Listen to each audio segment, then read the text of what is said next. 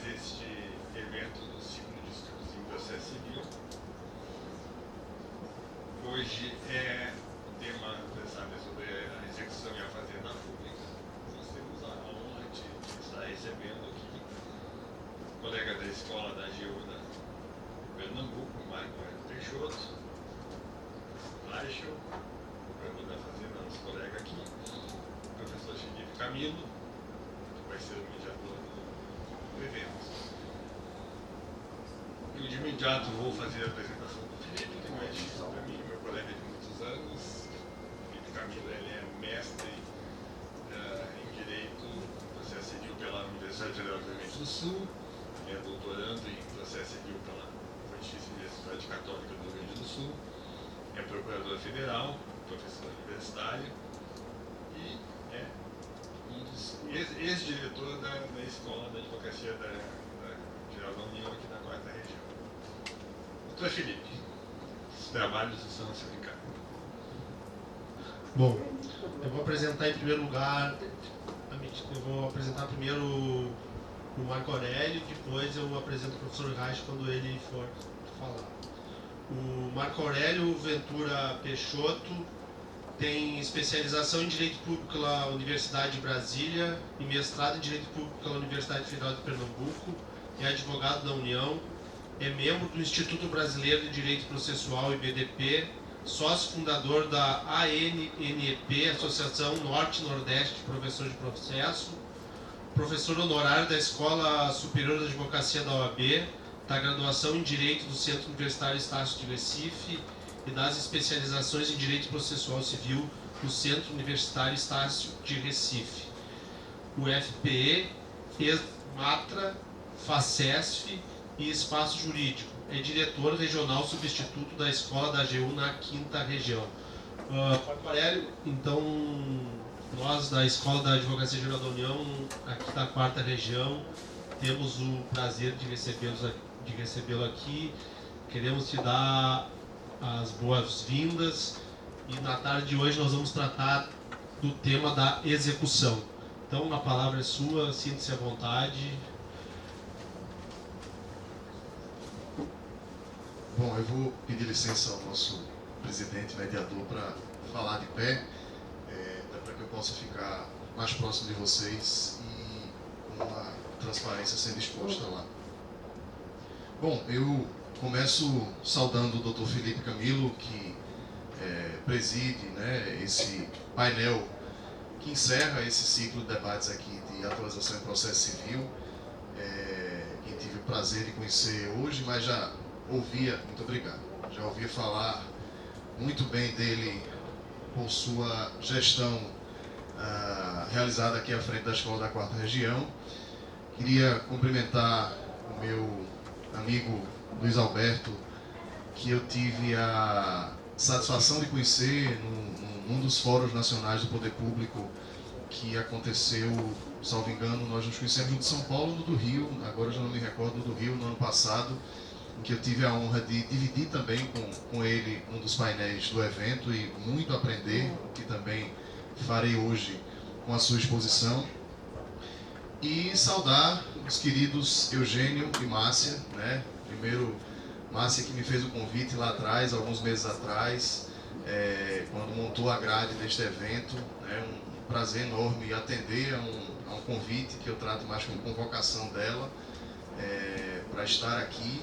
E a Eugênio, que eu estou tendo o prazer de dividir, né? Eugênio está recém-chegado, ainda não formalmente, mas já de fato a Escola da AGU na 4ª Região, assim como eu assumi a Escola da AGU na 5ª Região há pouquíssimos meses, no final de janeiro, e desde que cheguei deixei muito claro que precisava me valer dos bons exemplos, não apenas do bom exemplo deixado por quem me antecedeu, que foi o Dr. Luiz Henrique Diniz, mas dos bons exemplos das escolas nas demais regiões, e a 4ª Região é, sem sombra de dúvidas, o melhor modelo que se pode seguir de uma escola regional. Então, a Felipe, a Márcia e a Eugênio, não apenas o meu agradecimento, mas também a minha torcida de que eu possa fazer pelo menos metade do que se fez aqui nessa escola.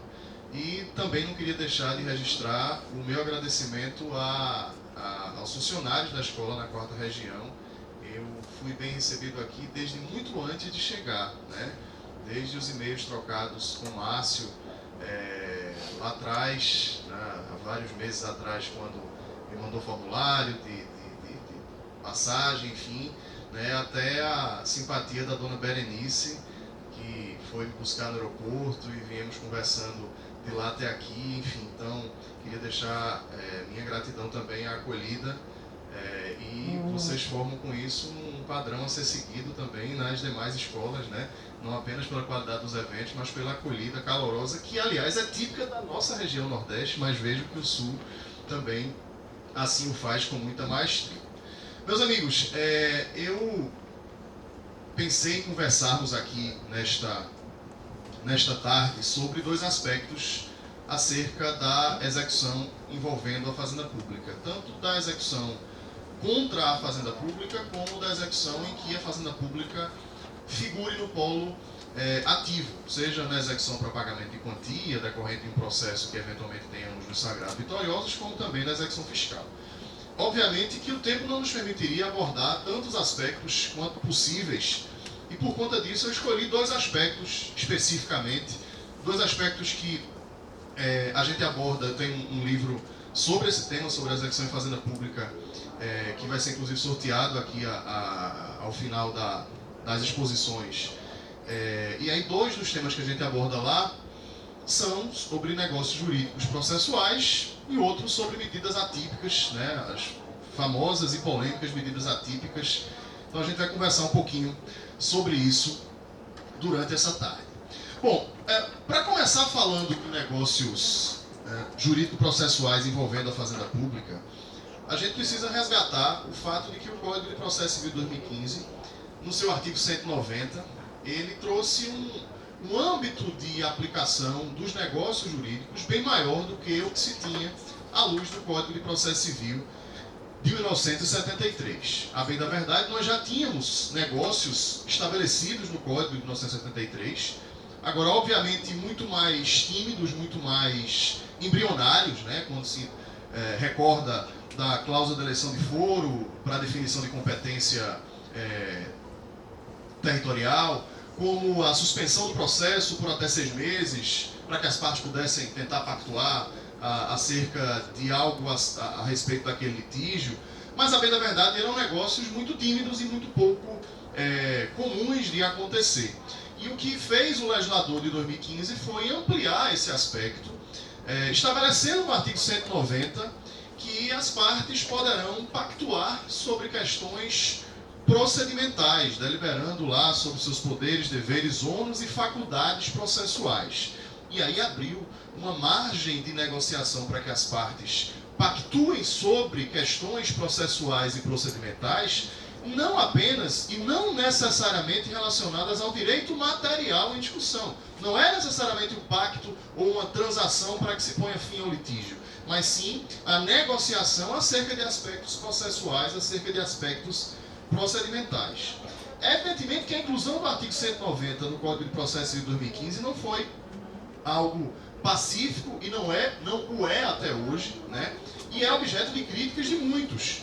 Eu me recordo, há uns 2, 3 anos atrás, eu tive a oportunidade de participar de um evento em Coimbra, que foi organizado pela Faculdade de Direito de Coimbra e pela ANEP, a Associação Norte-Nordeste de Professores de Processo, em que em cada painel você tinha um professor brasileiro e um português, o brasileiro falando sobre o seu código de 2015 e o português falando sobre o código português. E um dos professores portugueses lá presentes estabeleceu uma crítica extremamente ácida ao artigo 190 do Código Brasileiro, dizendo com essas palavras aqui que eu vou lhes reportar, que nós no Brasil estávamos colocando as partes sentadas na cadeira do juiz, né? O que seria um perigo e uma ameaça terrível à segurança do nosso ordenamento. Estaríamos colocando as partes sentadas na cadeira do juiz.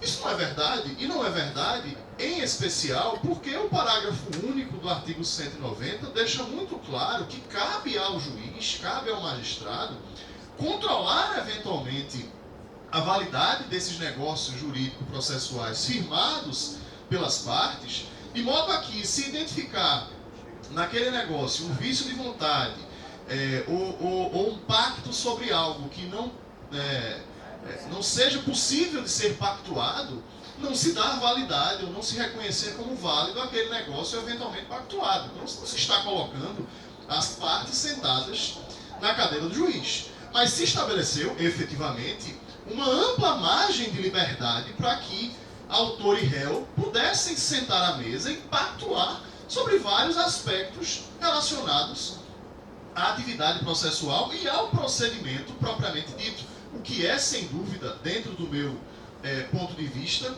uma grande conquista que o ordenamento processual civil brasileiro passou a ter com essa previsão contida no artigo 190 e também, de certa forma, com a previsão contida no artigo 191, que é o artigo que trata da calendarização, que infelizmente até o presente momento ainda não, digamos assim, conquistou a simpatia de partes e de magistrados de uma maneira geral em território nacional. Mas o artigo 190 é e está sendo objeto de muita aplicação e a gente vai ver um pouquinho disso em relação à atuação da Fazenda Pública.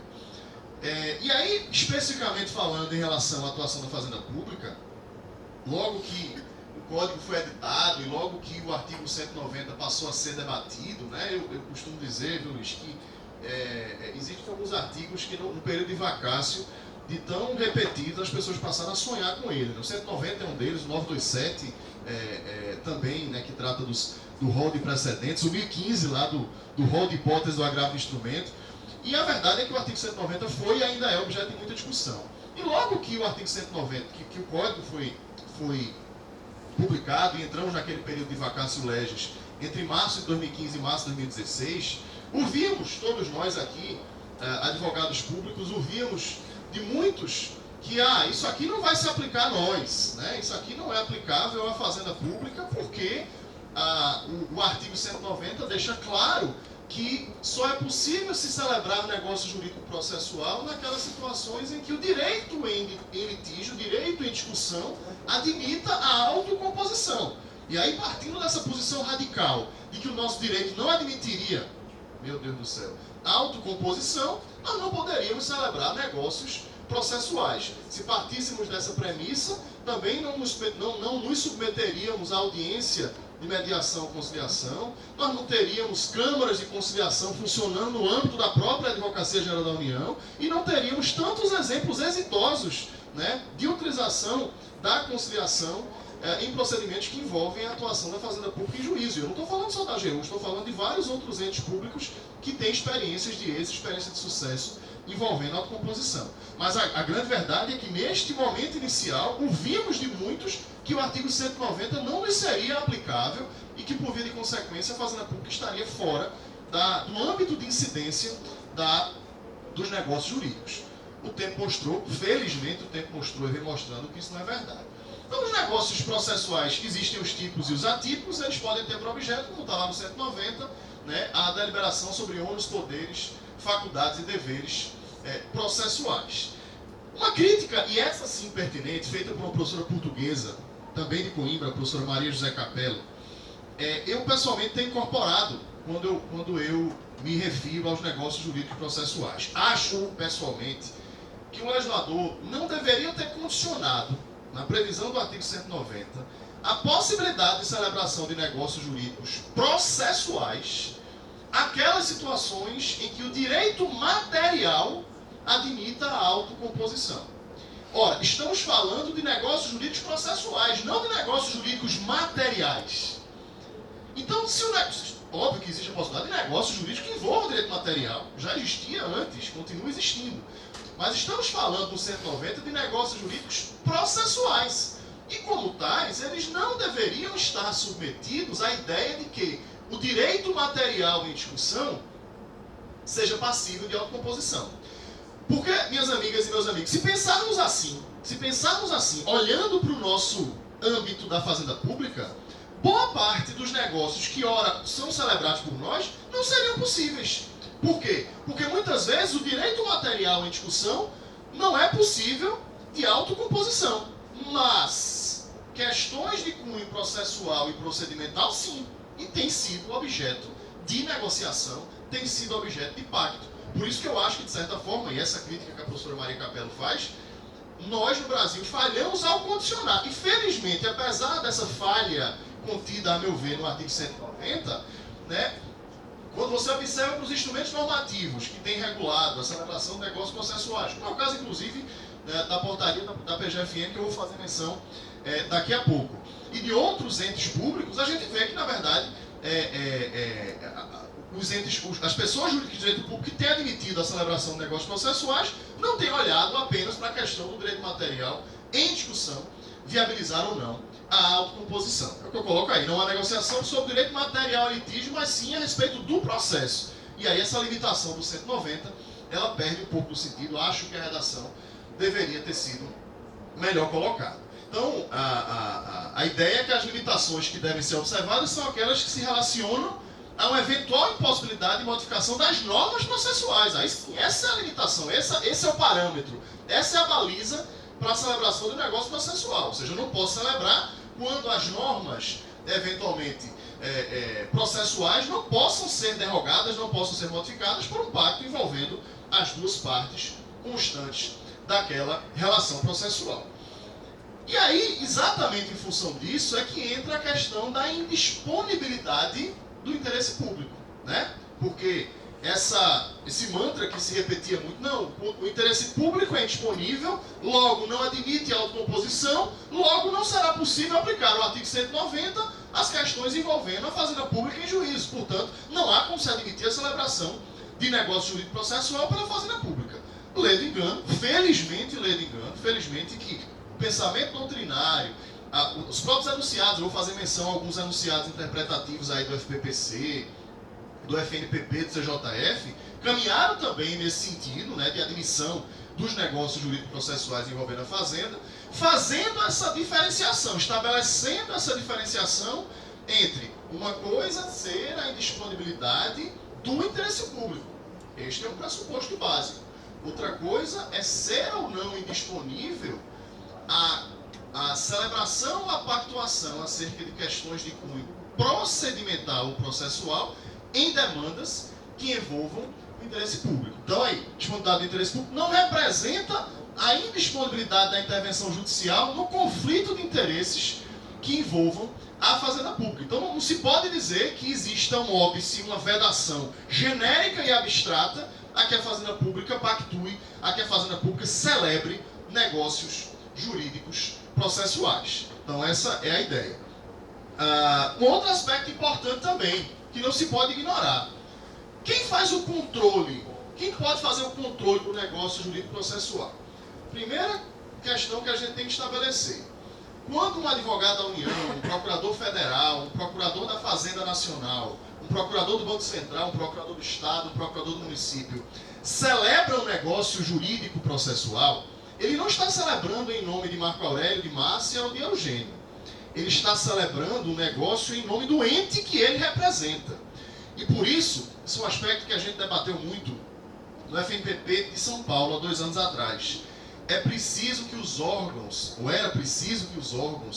de representação judicial da Fazenda Pública estabelecessem parâmetros para a celebração de negócios. Por quê? Porque o que a gente viu, né, nos primeiros meses e até anos de vigência do Código de Processo Civil em relação a vários entes, era uma dúvida na cabeça do procurador, do advogado, se podia ou não pactuar, se ele tinha ou não autorização para celebrar determinados negócios, porque isso acabaria vinculando o ente. Ele não está vinculando José, João ou Maria, ele está vinculando o ente público que ele representa. E aí é preciso, ou era preciso, que fossem estabelecidos parâmetros, né, limites para a pactuação, para que esse procurador tivesse a segurança de que neste, naquele e naquele outro aspecto ele tem autorização, mas naqueles outros tantos ali ele não tem, porque foi uma opção da administração em não permitir, em dizer que é vedada a celebração de negócios em relação àqueles aspectos, ou porque efetivamente aquilo afrontaria alguma previsão legal ou atentaria contra o interesse público e, por via de consequência, não poderia ser objeto de celebração.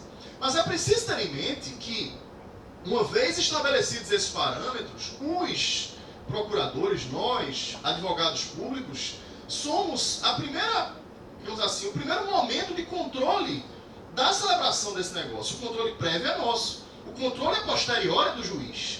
E já vocês vão entender porque que eu defendo que o controle do juiz é a posteriori e não prévio, né? E isso, inclusive, tem forte defesa na portaria da PFN que permite os negócios jurídicos processuais. Mas o controle prévio é do advogado público. Aquele advogado público que, olhando para o seu instrumento normativo, que o autoriza a celebrar, e que, analisando o caso concreto, entende como viável a celebração daquele negócio, está exercendo o controle prévio. Da mesma forma que nós, que atuamos no consultivo eventualmente, exercemos o controle prévio sobre instrumentos normativos, sobre procedimentos licitatórios, sobre procedimentos de sindicância e procedimentos disciplinares. É o controle prévio exercido pelo advogado público para que se pactue. E o controle a posteriori vem a ser do juiz. Eu dizia a vocês que, felizmente, os fóruns de discussão e de interpretação do Código de Processo Civil, aos poucos, foram editando enunciados, admitindo a pactuação, admitindo a celebração de negócios processuais por parte da Fazenda Pública. Está aí o enunciado 256 do FPPC, do Fórum Permanente de Processualistas Civis, que diz claramente que a Fazenda Pública pode celebrar negócios jurídicos processuais. E aí outros enunciados que têm a ver com a temática. O enunciado 573 do FPPC, que diz que as fazendas públicas devem dar publicidade às hipóteses em que seus órgãos de advocacia pública estão autorizados a aceitar a autocomposição. Isso tanto serve para aquela previsão das audiências, né, do que você vai ter liberdade ou não para pactuar em audiência sobre o direito material em litígio, mas também para viabilizar, nessas hipóteses, que sejam celebrados negócios jurídicos processuais. O enunciado 16 do FNPP, que diz que a administração deve publicizar as hipóteses em que está autorizada a transacionar. O enunciado 433 do FPPC, que diz que cabe à administração pública dar publicidade às suas orientações vinculantes, preferencialmente pela rede mundial de computadores. Então, tudo isso são enunciados que, de alguma forma, têm ligação com a temática dos negócios processuais. Aliás, por falar em FNPP, né, vou fazer o convite aqui para vocês visitarem a minha terra.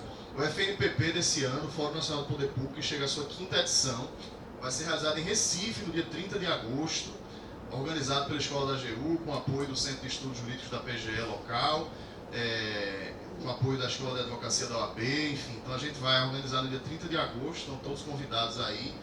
Márcia, Luiz já participaram de alguns desses eventos. É um enunciado em que, eminentemente, advogados públicos, não apenas, mas em sua maioria, advogados públicos se reúnem para estudar não apenas o CPC, mas leis que dizem respeito à atuação da Fazenda Pública, em juízo ou fora dele, e editar enunciados interpretativos acerca dessas disposições legais. Então temos enunciados que interpretam a lei de execução fiscal, a lei do mandado de segurança, a lei da ação popular, da ação civil pública. Então, vocês estão convidados, dia 30 de agosto, para estar em Recife, no nosso Fórum Nacional do Poder Público. Bom, em 97, na nossa lei 9.469, nós já tínhamos, a rigor, estamos falando aí, né, de 20 anos, 22 anos atrás, nós já tínhamos a rigor a autorização para que nós, na Advocacia Pública Federal, celebrássemos alguns negócios jurídicos processuais. Basta recordar, e aí eu trago alguns exemplos, né, alguns desses negócios precisavam de autorização dos dirigentes máximos, outros não, bastava a autorização da chefia do órgão de representação judicial, mas nós tínhamos alguns exemplos. A não interposição de recursos, que é um negócio jurídico. Muita gente acha que negócio jurídico só se faz bilateralmente ou multilateralmente. Não, existe negócio jurídico processual unilateral, né? A não interposição de um recurso é um negócio jurídico processual unilateral. E é um exemplo que nós tínhamos no artigo 1º-A da 9469. A gente tem tinha também lá no artigo 1º-C a não interposição de recurso à sua desistência, quando houvesse, aí é muito o caso da Fazenda Nacional, a verificação da prescrição daquele crédito, né? Essa previsão aí da letra C, ela é engraçada, é curiosa, né? Porque nós sempre tivemos aí, desde essa lei, a autorização para que nós concordássemos com o pedido de desistência formulado pela outra parte, desde que ela renunciasse expressamente ao direito material em litígio. Eu nunca me conformei com essa previsão. Por quê? Porque a gente sempre aprendeu, isso sempre esteve no código, né? No código anterior já tinha essa previsão, de que a desistência, quando a demanda está estabilizada, os dois polos fazem parte da demanda, a desistência precisa da concordância da parte adversária, né? A renúncia não, porque a renúncia é um ato unilateral. A renúncia ao direito material em litígio é um ato unilateral. Então, quando alguém renuncia, eu não preciso da concordância do meu adversário. E essa lei, ela tratava a questão de um modo muito curioso, eu diria até sem sentido, quando ela nos condicionava a quando alguém pedisse desistência, eu tinha que dizer, eu concordo desde que a parte renuncie. Ora, se a parte quisesse renunciar, o juiz não ia mandar nem me ouvir. Né? Então, na verdade, eu estou discordando do pedido de desistência. A verdade é essa, eu estou discordando do pedido de desistência e dizendo que eu só quero que ela renuncie. E aí, se ela renunciar, o juiz não vai precisar nem me mandar manifestar, porque é um ato de natureza unilateral. Né? Mas está lá na lei, na 9469. Também a não interposição de recursos, né, quando a controvérsia jurídica estiver sendo decidida de modo iterativo pelos nossos tribunais superiores, inclusive com a possibilidade de adição de súmulas administrativas.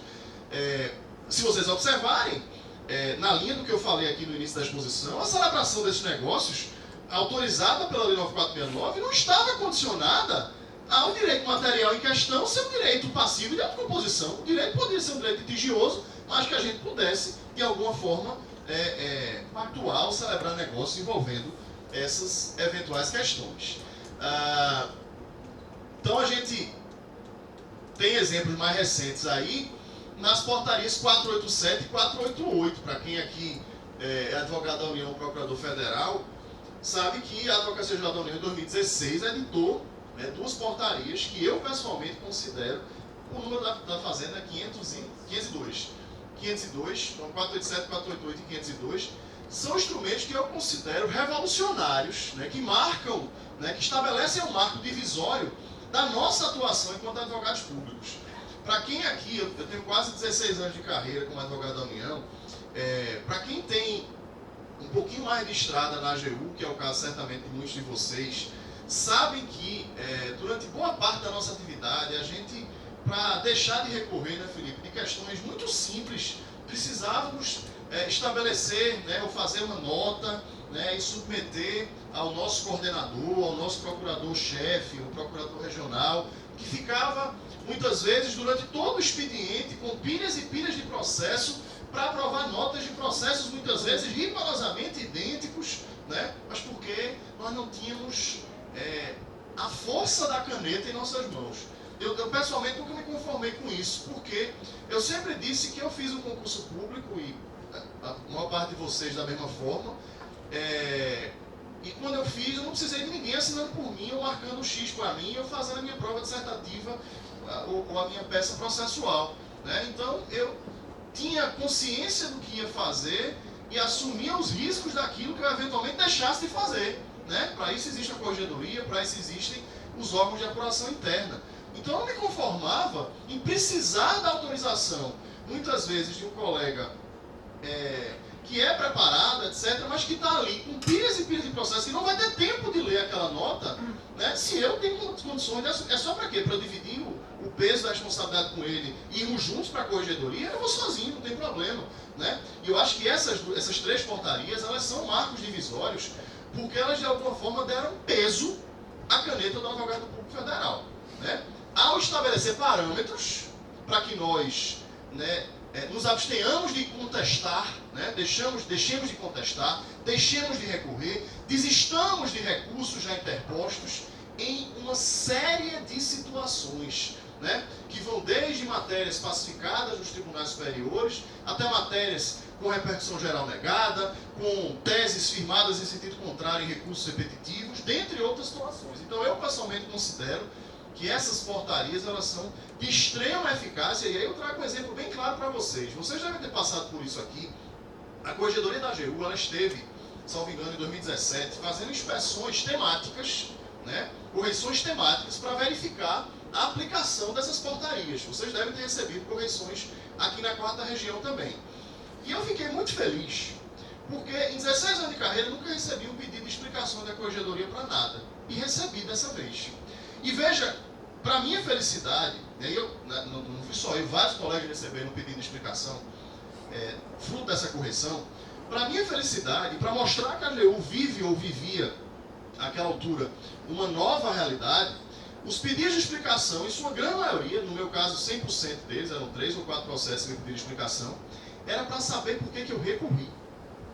Veja, quando soubemos que a corregedoria viria, a gente imaginou que era para ver se não estaria havendo um exagero na utilização da portaria 487, no nosso caso é 487, né, na PRU, ou seja, que estaríamos deixando de recorrer onde deveríamos recorrer. Mas, na verdade, o que a corregedoria pediu explicações era: por que você recorreu aqui? Aqui não era o caso de aplicar a portaria e deixar de recorrer? Ou por que você não pediu desistência desse recurso? Né?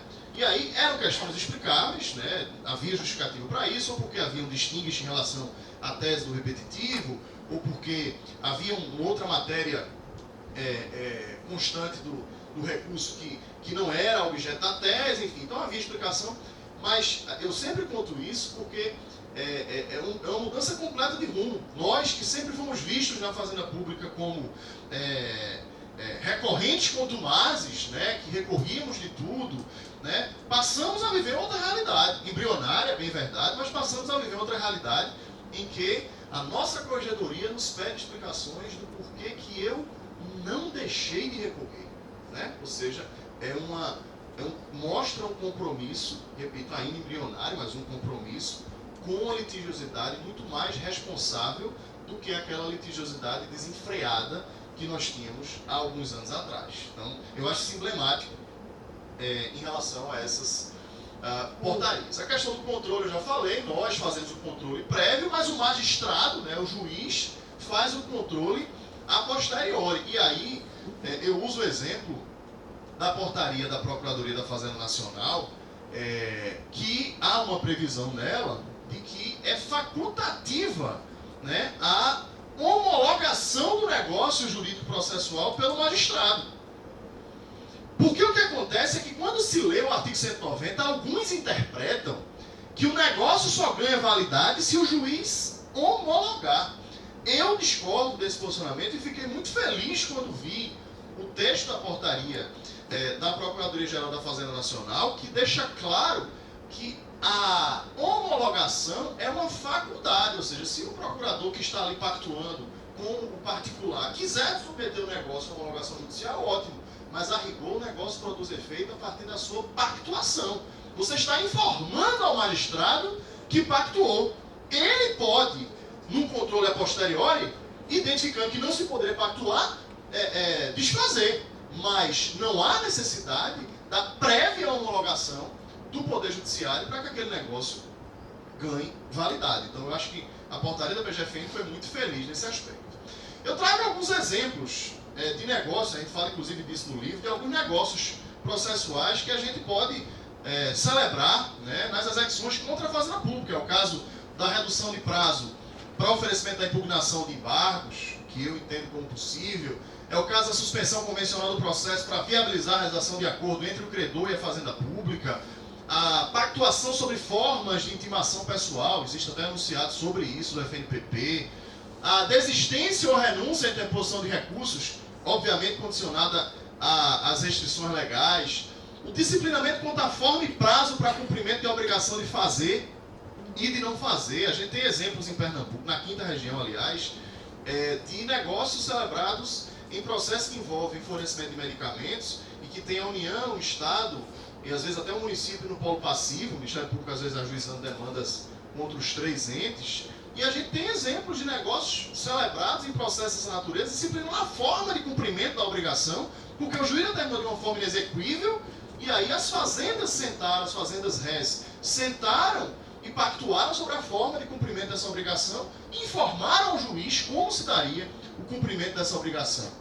A questão da deliberação sobre o ônus da prova, então a definição sobre provas a serem produzidas, também, obviamente, é um negócio passível de ser celebrado.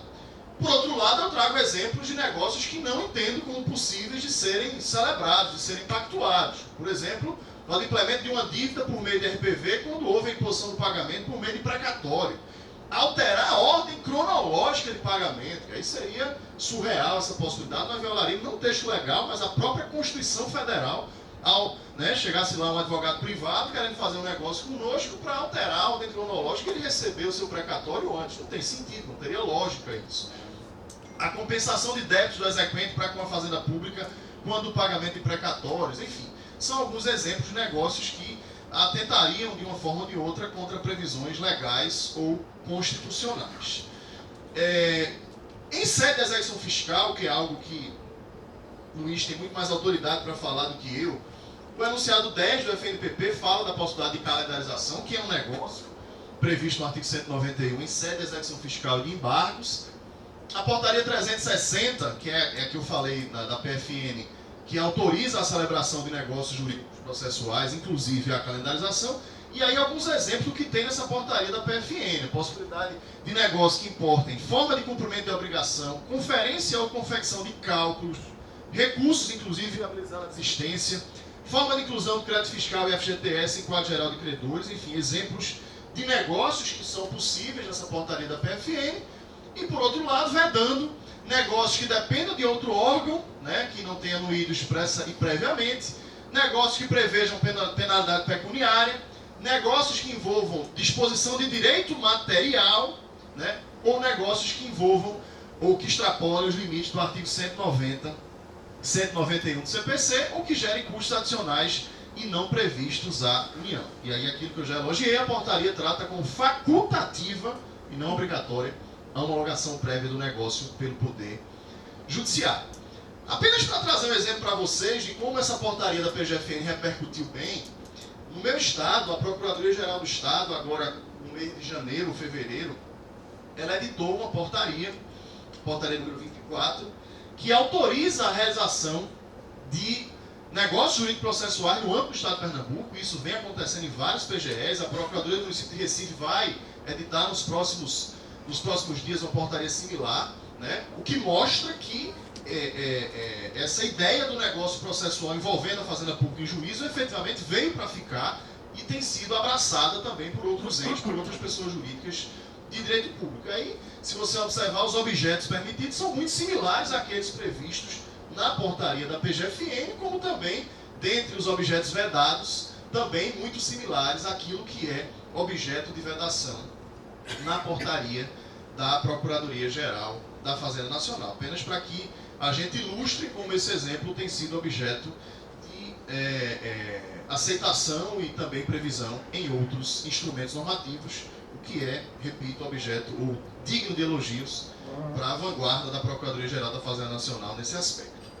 Bom, finalizando essa primeira parte da minha apresentação, eu queria agora tratar com vocês sobre o tema das medidas atípicas nas execuções envolvendo o poder público.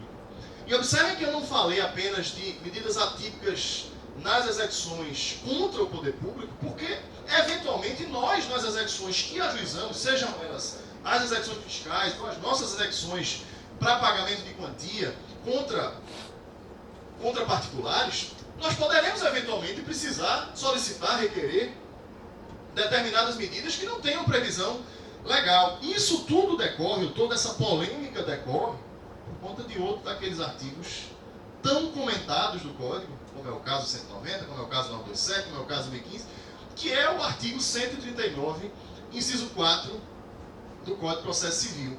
O artigo que fala, esse artigo 139 fala lá dos poderes do juiz, né? E no inciso 4, que é sem dúvida o mais polêmico de todos, diz que cabe ao juiz determinar todas as medidas indutivas, coercitivas, mandamentais ou subrogatórias necessárias para assegurar o cumprimento de ordem judicial, inclusive nas ações que tenham por objeto prestação pecuniária. Essa ideia de medidas atípicas, da mesma forma que o negócio processual, a gente não deve atribuir ao legislador de 2015 ter criado, porque não foi.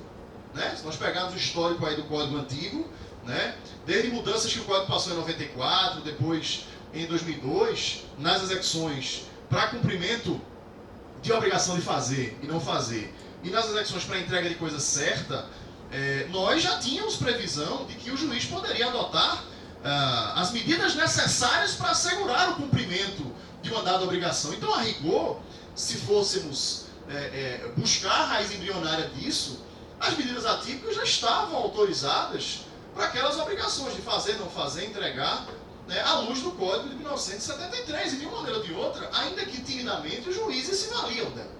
A questão é que parece que esse inciso, ao estabelecer que se aplica aquelas ações que têm por objeto uma prestação pecuniária e da forma em que ele foi redigido, parece que empoderou alguns magistrados, né, deu coragem a alguns magistrados, e por isso o tema é tão polêmico, para a adoção de algumas medidas, né, para a adoção de algumas figuras que não se falavam antes, não eram abordadas antes. E é por isso que de lá para cá a gente ouve falar em suspensão de passaporte, em suspensão de carteira nacional de habilitação, em suspensão da inscrição no CPF, né, e outras tantas medidas que não estão previstas tipicamente na nossa legislação, quer processual, quer material. Né? Professor e mestre de todos nós, Alexandre Freitas Câmara, que tem uma visão muito crítica acerca das medidas atípicas, ele subdivide os meios executivos em duas grandes categorias. São elas os meios subrogatórios e os meios coercitivos, porque ele entende que os mandamentais, né, e os indutivos, na verdade, estão incluídos nessas duas primeiras categorias. Então, para ele, é possível dividir as medidas em coercitivas e subrogatórias. As subrogatórias são aquelas medidas tradicionais. Por que o nome subrogatório? Porque o Estado, na verdade, ele assume o lugar do credor, né, na satisfação, né, para que possa satisfazer aquele crédito. Quando o Estado invade o patrimônio de um devedor, no Estado juiz que eu estou falando, quando o Estado juiz invade o patrimônio do devedor para que valores que ele tenha depositado sejam bloqueados e revertidos para o credor, ou para que um patrimônio imobiliário, um imóvel daquele devedor, seja objeto de penhora, levado a uma venda pública e o valor revertido, isso é uma medida de natureza subrogatória. Você tem o Estado se substituindo ao credor para a satisfação daquela obrigação. E de outra sorte, nós temos as medidas coercitivas, né, os meios coercitivos, que são aqueles em que o Estado, né, e aí onde entra a polêmica, né, força o devedor à prática de alguns atos, né, que visem a satisfação do direito do credor. É o caso da multa por descumprimento de obrigações de fazer ou não fazer, que já existiam ali no Código anterior, né, e também na famosa prisão civil do devedor de alimentos. Aí eu tenho um meio coercitivo. Eu, na verdade, estou praticando um ato, né, o Estado juiz pratica um ato e determina uma conduta que, se de alguma forma vai constranger, né, gera uma coerção sobre o devedor para que ele cumpra aquela obrigação. Né? Então o Estado não está substituindo, o Estado está determinando um ato, uma conduta que vai gerar alguma coerção, que de alguma forma vai contribuir para o pagamento ou para a satisfação daquele respectivo crédito. O enunciado 12 do Fórum Permanente de Processualistas Civis é um enunciado longo, mas bastante elucidativo em relação à utilização das medidas atípicas, daquelas medidas não previstas em lei. Quando ele diz, observem aí, a aplicação das medidas atípicas, subrogatórias e coercitivas é cabível em qualquer obrigação do cumprimento de sentença ou execução de título extrajudicial. Essas medidas, contudo, serão aplicadas de forma subsidiária às medidas tipificadas, com observação do contraditório, ainda que diferido, e por meio de decisão à luz do artigo 489, incisos 1 e 2. Amigos, nós temos três importantes previsões nesse enunciado do FPPC aí. A previsão da subsidiariedade, ou seja, medida atípica não deve ser primeira opção. Se existe medida típica, ela deve ser a opção. Eu tenho que partir para a medida atípica se eu verifico frustradas as possibilidades de utilização das medidas típicas. Então, um primeiro parâmetro estabelecido para o uso das medidas atípicas é a subsidiariedade. Um segundo parâmetro é o do contraditório. O ideal é que seja um contraditório prévio. Mas às vezes ele não é possível, até porque pode gerar um risco de insucesso da medida se previamente alertado a parte devedora. Por isso que se coloca o contraditório, ainda que diferido. E, por último, a fundamentação, o dever de fundamentação que está lá contido no artigo 489, parágrafo 1º do Código de Processo Civil. subsidiariedade, contraditório e fundamentação. Para que o magistrado aplique, determine a incidência de medida atípica, é preciso observar parâmetros como estes que estão colocados aí no enunciado 12 do FPPC. Sabemos nós que entre nós no Brasil, o direito brasileiro prevalece, né, como de resto nos países de onde nós buscamos inspiração, o princípio da patrimonialidade da execução. Não é da pessoalidade, sim da patrimonialidade. De modo que, por exemplo, a prisão civil, né, no nosso direito, que só era permitida em duas hipóteses, devedor de alimentos e do depositário infiel, hoje ela só persiste em relação ao devedor de alimentos, porque, com o Brasil signatário do Pacto de São José da Costa Rica, e tendo sido reconhecido o caráter supralegal das disposições desse pacto, e ele veda a prisão do depositário infiel, só admite a prisão do devedor de alimentos. Portanto, entre nós, o único meio coercitivo que envolve a prisão civil é a prisão do devedor de alimentos. Mas a grande questão, especialmente quando a gente lida com a execução para pagamento de quantia, é compatibilizar esse princípio da patrimonialidade com essa autorização, com esse, como dizem muitos, cheque em branco que foi dado ao juiz para a adoção das medidas atípicas. E aí onde a gente constata alguns abusos, né? Infelizmente que os tribunais superiores vêm enfrentando isso, estabelecendo alguns parâmetros que eu vou comentar daqui a pouco. A rigor, meus amigos, as medidas atípicas, as medidas coercitivas, aliás, não só as atípicas, as típicas e as atípicas, elas têm muito mais utilidade sobre pessoa jurídica do que sobre pessoa física. Por exemplo, você criar uma medida ou determinar uma medida atípica para uma concessionária de serviço público ou para um plano de saúde, né, retirando, por exemplo, o direito de uma empresa de contratar com a administração ou de submeter a um procedimento licitatório. Isso é uma medida muito mais eficaz do que simplesmente ficar aplicando multa, que para ela muitas vezes é insignificante e às vezes dentro do cálculo financeiro que se faz é até vantajoso de ficar levando a multa pelo descumprimento da obrigação. Então algumas medidas atípicas são extremamente eficazes quando elas incidem sobre pessoas jurídicas de direito privado. Agora, a questão é como compatibilizar isso em função do princípio da patrimonialidade com pessoas físicas. Porque a maior parte das polêmicas que a gente vê aí na imprensa, né, quando as notícias saem, são de medidas determinadas sobre pessoas físicas. Suspensão de passaporte, suspensão do CNH, né, suspensão da inscrição no CPF, dentre outras, né, dentre outras medidas que eventualmente são determinadas sobre pessoas físicas.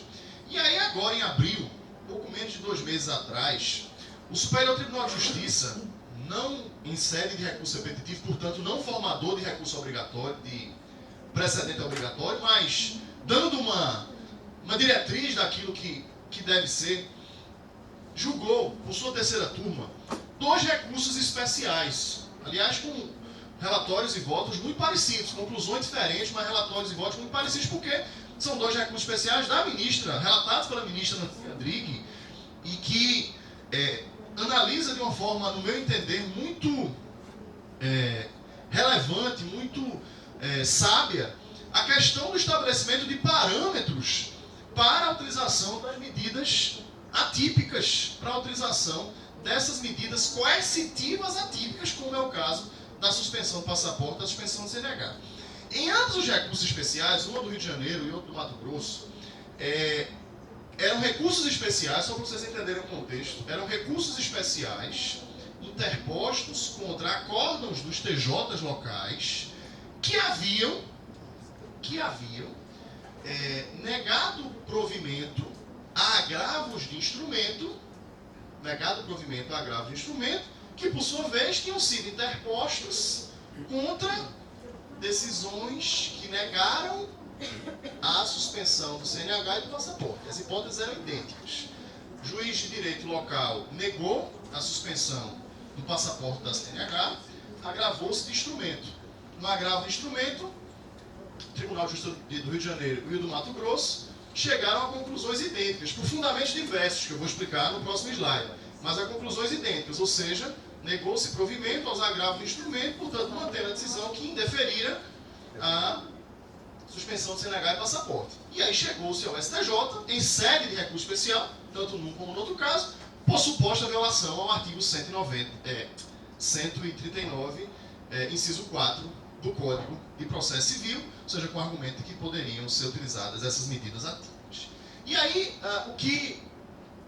o que disse a ministra Nancy nesse voto, que eu recomendo a vocês a leitura desses dois votos nos recursos especiais. Os números estão aqui no slide anterior, para quem não anotou. Depois fica à disposição para vocês esse material aí, gente. É o RESP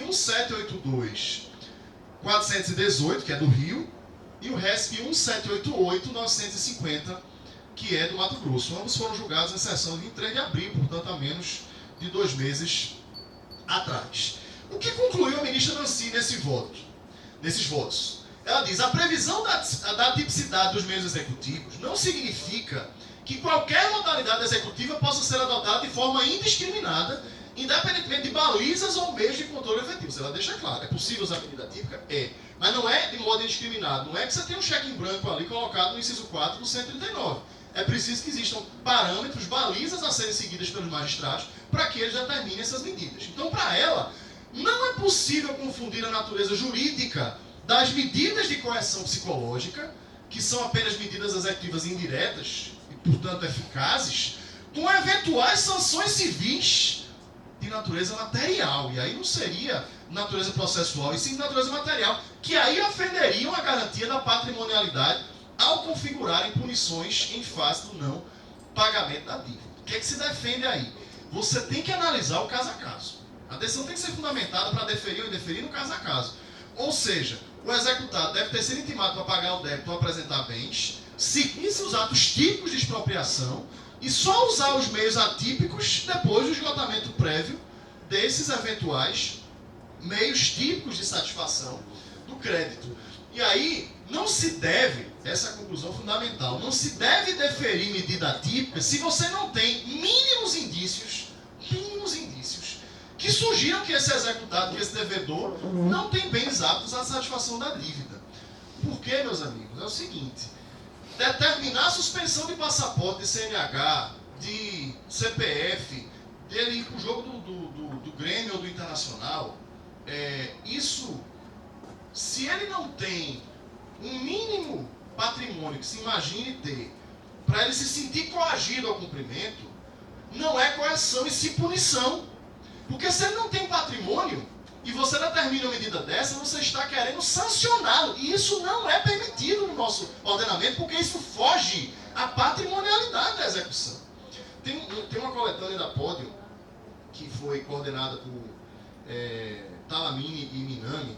A gente até escreveu um artigo, eu, Renata e a professora Patrícia Montalvão, que é lá de Recife também, sobre medidas atípicas contra o poder público. E tem um artigo lá, de um professor chamado Marcelo Abelha Rodrigues, que o nome do artigo é bem interessante. Ele fala lá: o que fazer quando o executado é cafajeste? Suspender o passaporte, suspender a CNH. E aí o que ele coloca? É que por mais vontade que se tenha de punir o executado cafajeste, ou seja, o executado que de alguma forma fraudou a execução, enfim, que não tem patrimônio, por mais que você tenha vontade de puni-lo, a punição tem que se dar de acordo com as previsões legais. E não de acordo com a vontade do juiz de gerar a suspensão de um passaporte, de um CNH ou do que quer que seja, como instrumento punitivo. Isso não pode ser instrumento punitivo. E é isso que o voto da ministra Nancy conclui. Essas medidas atípicas, elas têm que ser utilizadas como meio de execução indireta, como instrumento de correção. Se eu tenho mínimos indícios de que há patrimônio, eu posso utilizar esses meios. Observado o contraditório, observado a fundamentação, observado o esgotamento dos meios típicos, eu posso determinar. Porque isso vai, de alguma forma, constranger a pagar. Mas eu não posso, se eu não tenho indícios de que ele tenha patrimônio disponível, utilizar esses meios como punição. Porque eles não foram criados para serem meios punitivos. Da mesma forma que a prisão civil do devedor de alimentos não é um meio punitivo. Ela é um meio coercitivo. Eu cerceio a liberdade dele para que ele pague. E não para que a prisão dele por um mês libere ele de um mês de pagamento. Isso não é, porque senão a gente está simplesmente punindo esse devedor de pensão alimentícia. Então, nesse caso, o STJ, através da sua terceira turma, ele partiu de situações idênticas, mas chegou a conclusões distintas. Se vocês lerem os dois votos, vocês vão observar. Por quê?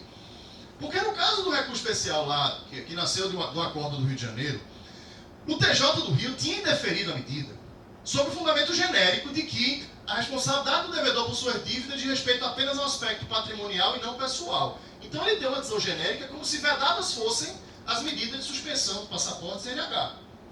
O que fez o STJ, nesse caso, deu provimento ao recurso especial para que os autos retornem ao Tribunal de Justiça do Rio de Janeiro, para que o Tribunal de Justiça do Rio de Janeiro analise, segundo os parâmetros estabelecidos pelo STJ, se é ou não de si suspender passaporte CNH. No caso do Mato Grosso, o recurso especial originado do acordo do TJ do Mato Grosso, o TJ do Mato Grosso havia analisado claramente que o devedor não tinha patrimônio, indícios mínimos de haver patrimônio disponível.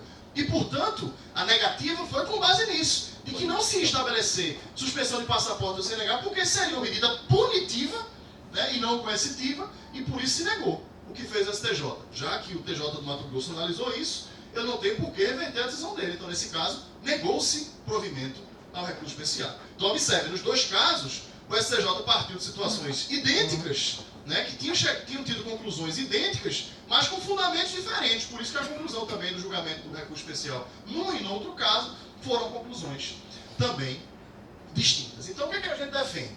Que as medidas atípicas são sim possíveis, desde que se observe aquilo que a gente comentou aqui: contraditório, de preferência prévio, fundamentação da decisão, proporcionalidade da medida e o esgotamento dos meios típicos, dos meios previstos em lei. Obedecidos esses parâmetros, a gente tem uma baliza importante para a possibilidade do deferimento de medidas atípicas. E aí, realmente, em 5 minutos para concluir, que eu já estou estourando o meu tempo, queria só fazer breves comentários sobre a possibilidade de medidas atípicas contra nós.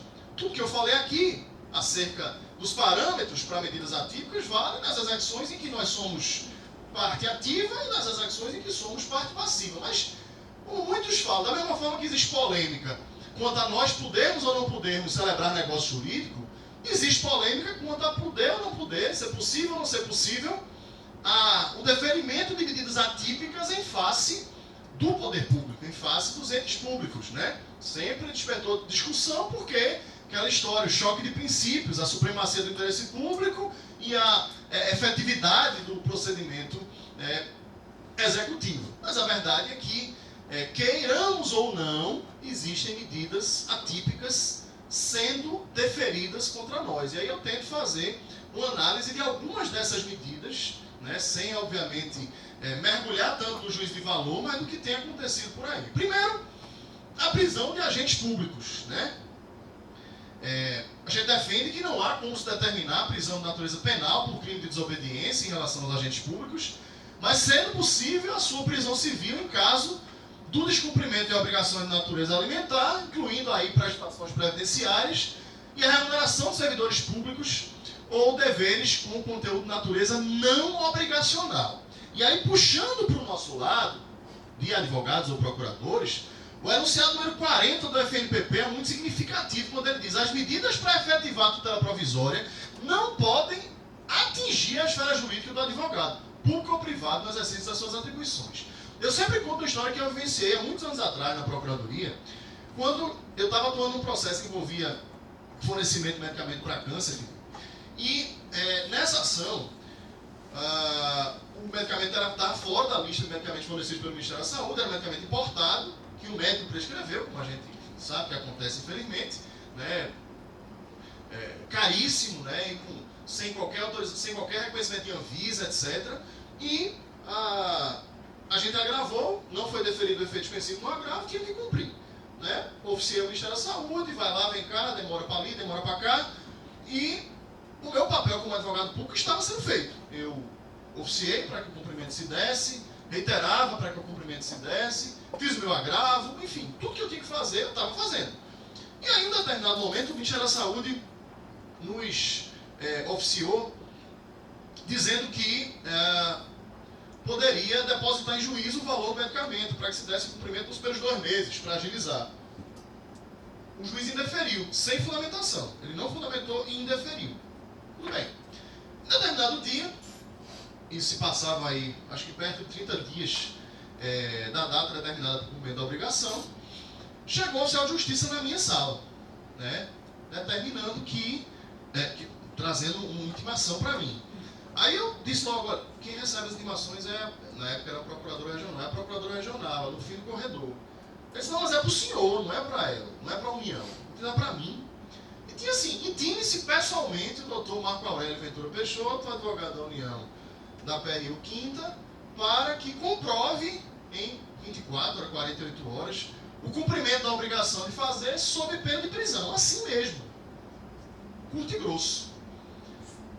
Passado o susto, né, eu minutei um habeas corpus, aliás, o único da minha vida, graças a Deus não precisou ser utilizado, deixei no computador, falei para o meu colega de sala que ia para a justiça, chamei a procuradora regional, vamos lá, o que aconteceu aqui, vamos lá despachar, né?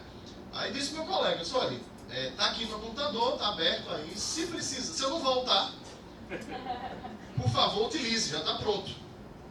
E fui, e cheguei lá, o juiz me recebeu com uma gargalhada, sabia que vocês vinham, sim mesmo, porque o assessor avisou que era para tratar aquele processo, então já fui me receber, não receber nada, sabia que vocês vinham. Aí eu também fui e disse, excelência, eu não estou vendo motivo para graça aqui, eu estou ameaçado de prisão, portanto eu não tenho motivo para rir. Aí ele, não, mas assim vocês vão cumprir. Eu digo, como? Excelência, eu não tenho a chave do cofre do Ministério da Saúde. O remédio é caro, eu não tenho como comprar. E nem é meu papel comprar também, com o meu salário de advogado da União. O meu papel como advogado público eu cumpri. Eu oficiei o Ministério da Saúde, eu reiterei o cumprimento, o pedido de cumprimento, eu fiz o agravo, eu despachei o agravo. O meu papel eu fiz. Agora eu quero saber por que a medida era determinada para que eu comprove o cumprimento sob pena de prisão minha. Eu estou exercendo meu papel de advogado. Aliás, público ou privado, pouco importaria. O que o senhor está fazendo é ameaçando a prerrogativa minha, de atuar livremente na defesa do meu cliente. Não, porque se eu não faço isso, vocês demoram ainda mais. Eu digo, tenha certeza que o ministro, o secretário de Atenção à Saúde, ou quem quer que seja, não vai cumprir mais rápido ou mais devagar por minha causa, não. Não é por minha causa. Não, mas então por que o senhor não declinou o nome da autoridade responsável pelo cumprimento? Eu declinei. Se eu juntei todos os ofícios que eu mandava para o Ministério, está aí o nome da autoridade. O senhor poderia ter determinado, se quisesse, eu cometeria contra ela. E o colega poderia até defendê-lo. Não seria eu, porque seria em Brasília, mas poderia até defendê-lo. Mas a verdade é que o senhor não determinou. Determinou em face do advogado. Conversa vai, conversa vem, ele resolveu mudar o despacho. Revogou aquele despacho, fez outro. Faz um negócio super estranho. Ele fez uma requisição administrativa ao laboratório, que não estava nos autos, evidentemente. O laboratório não era parte. Mas ele fez uma requisição administrativa. Tem uma medida lá de alta executoriedade da administração. Fez uma requisição administrativa do medicamento ao laboratório. Eu perguntei a ele no dia, lá quando eu fui despachar com ele, por que o senhor não autorizou o levantamento dos valores? Não teria sido melhor? Ele falou, não, porque eu não sei se o cara ia pegar esse dinheiro e comprar o medicamento mesmo. Eu digo, mas excelência, então o senhor não confia na verossimilhança das alegações autorais, que é um requisito para o deferimento da tutela antecipada, na época. Né? Porque se o senhor acha que ele vai pegar o dinheiro, está com câncer, o médico diz que o remédio é esse, é o remédio, que vai resolver a vida dele.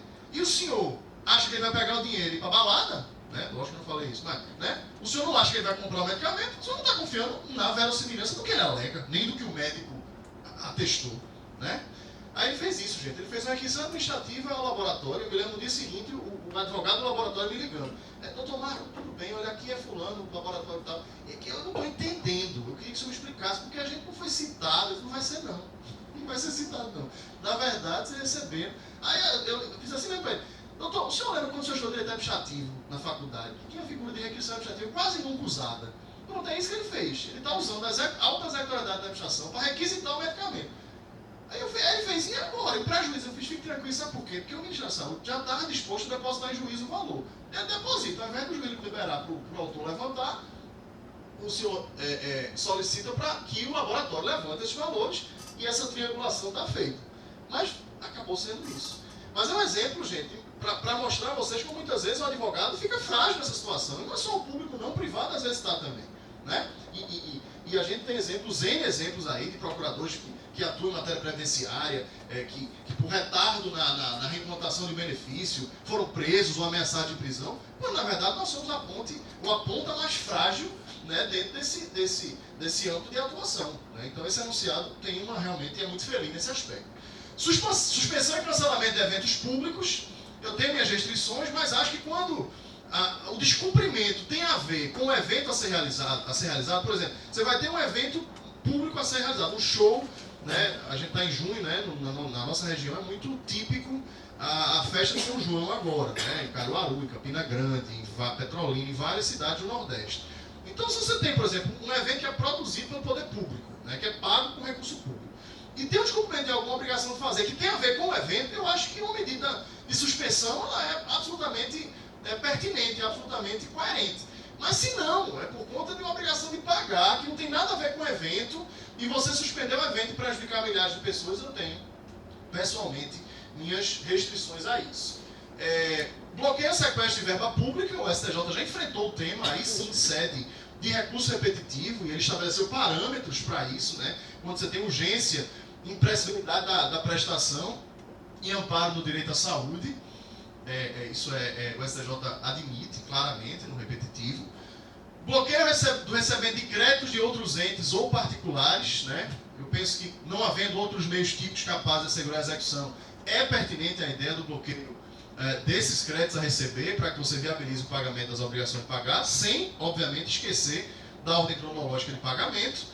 Suspensão do fornecimento de energia elétrica de órgãos e agentes públicos. Aí, gente, é aquela história. Você imagina suspender o fornecimento de energia elétrica de um hospital municipal, de um posto de saúde, de uma delegacia de polícia, né? Você está prejudicando toda a coletividade em função, né, de um ou de alguns particulares que são credores da fazenda. Eu sou radicalmente contrário a esse tipo de medida, porque isso prejudica a continuidade do serviço público. Aí eu trouxe um exemplo, trouxe para reforçar o enunciado 41 do FNPP, que diz que as medidas para efetivar a tutela provisória não podem comprometer a continuidade do serviço público. É um risco realmente para a prestação, a continuidade daquele serviço público.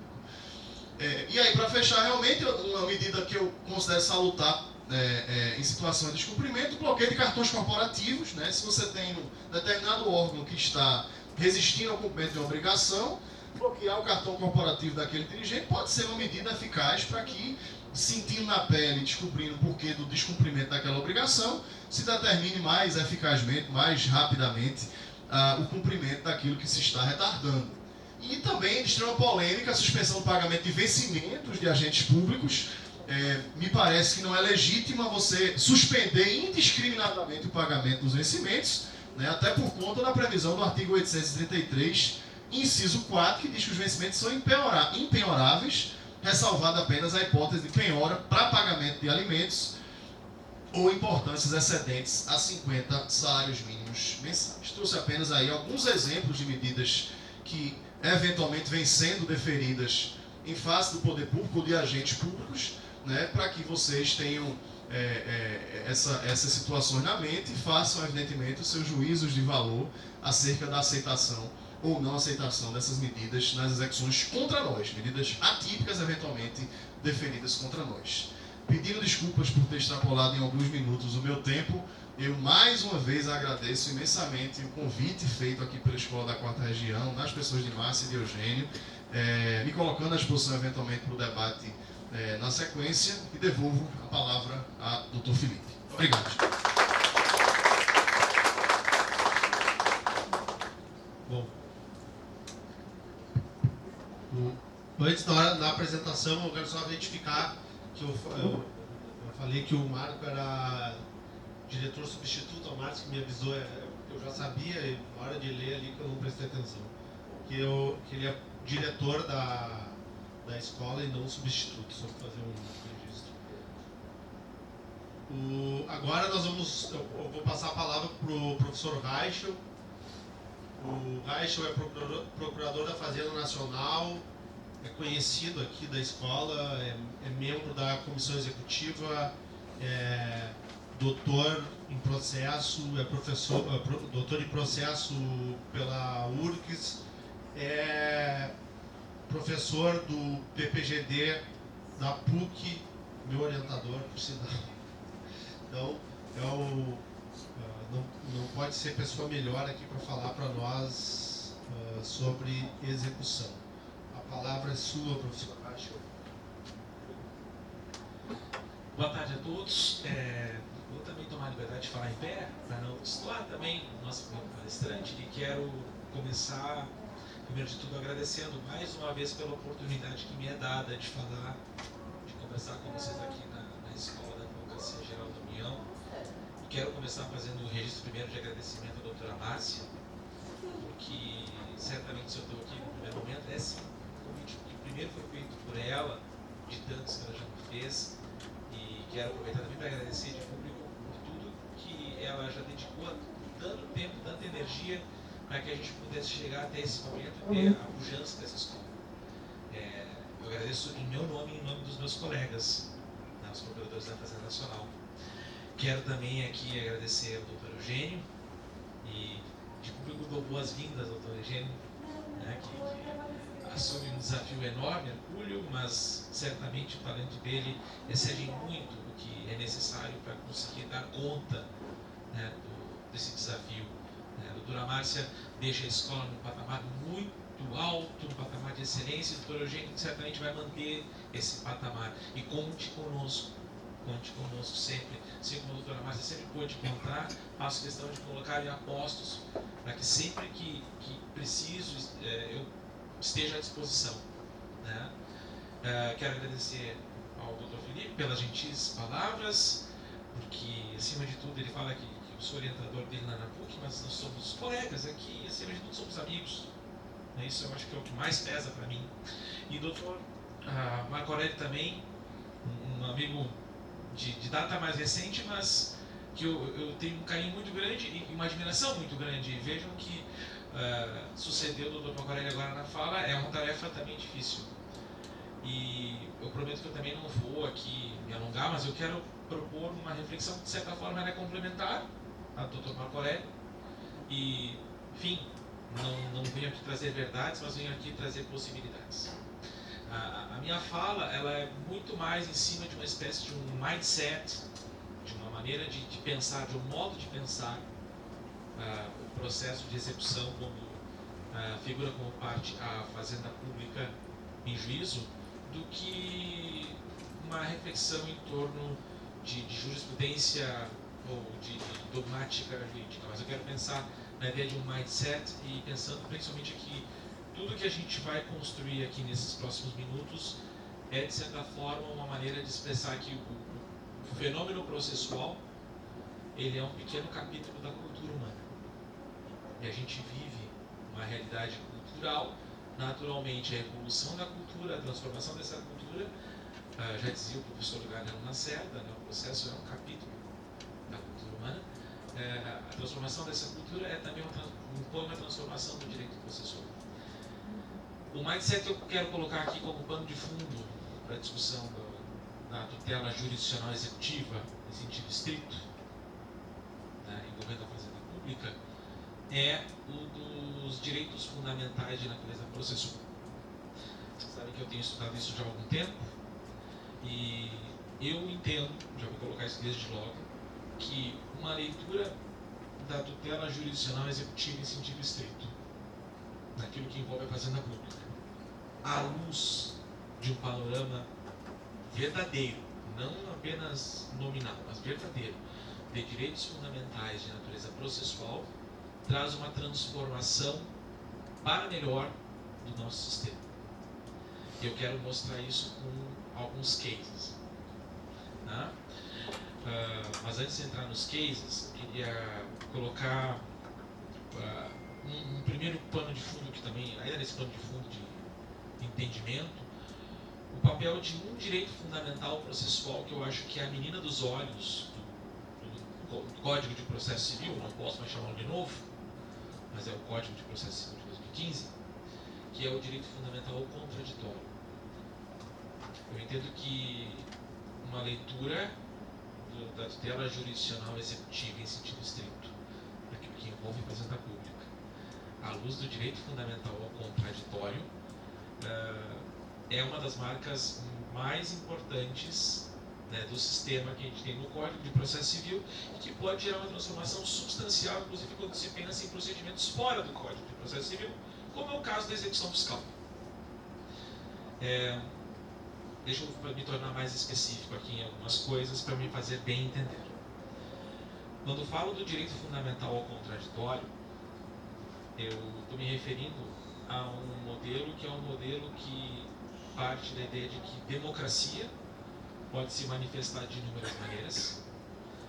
Democracia a gente costuma enxergar em diversas atuações do Estado, mas uma das atuações mais expressivas do Estado contemporâneo é a atuação no âmbito da jurisdição.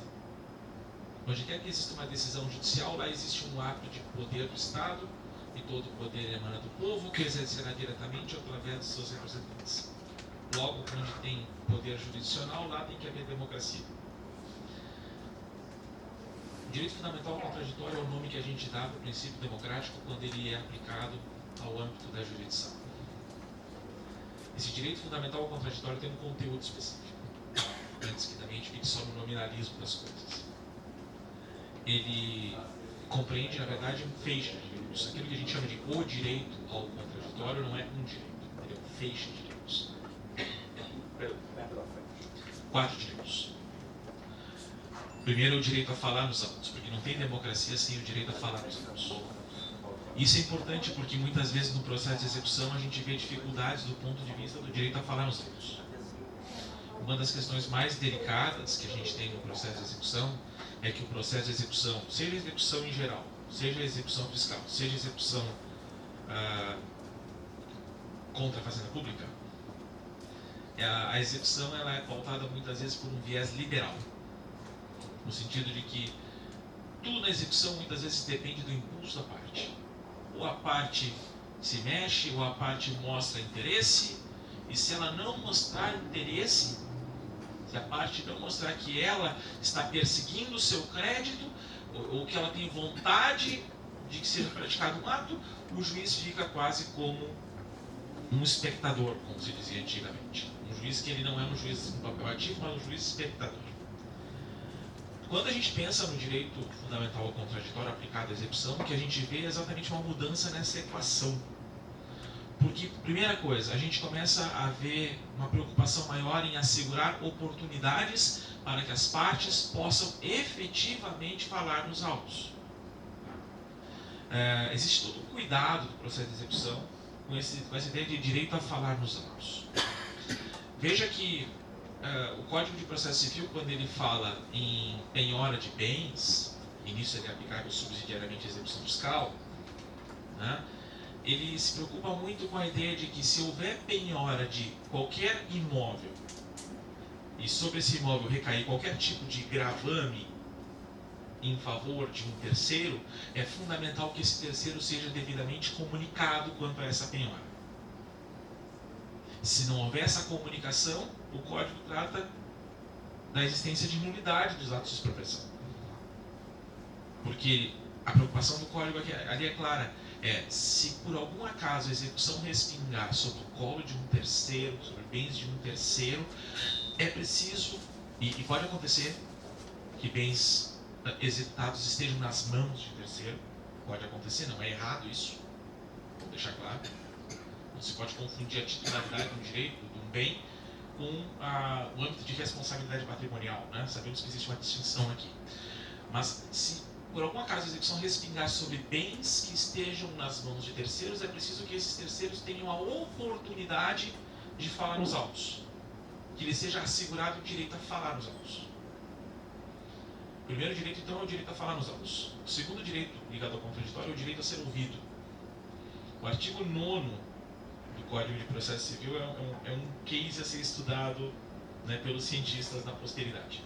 Eu tenho a impressão que ele é um daqueles casos nos quais a gente mira no que quer e acerta no que não quer. Porque o legislador diz lá que não será proferida a decisão contra uma das partes sem que ela seja previamente ouvida. Eu tenho sérias dúvidas se o legislador do artigo 9º do Código de Processo Civil sabia o que estava fazendo nesse artigo.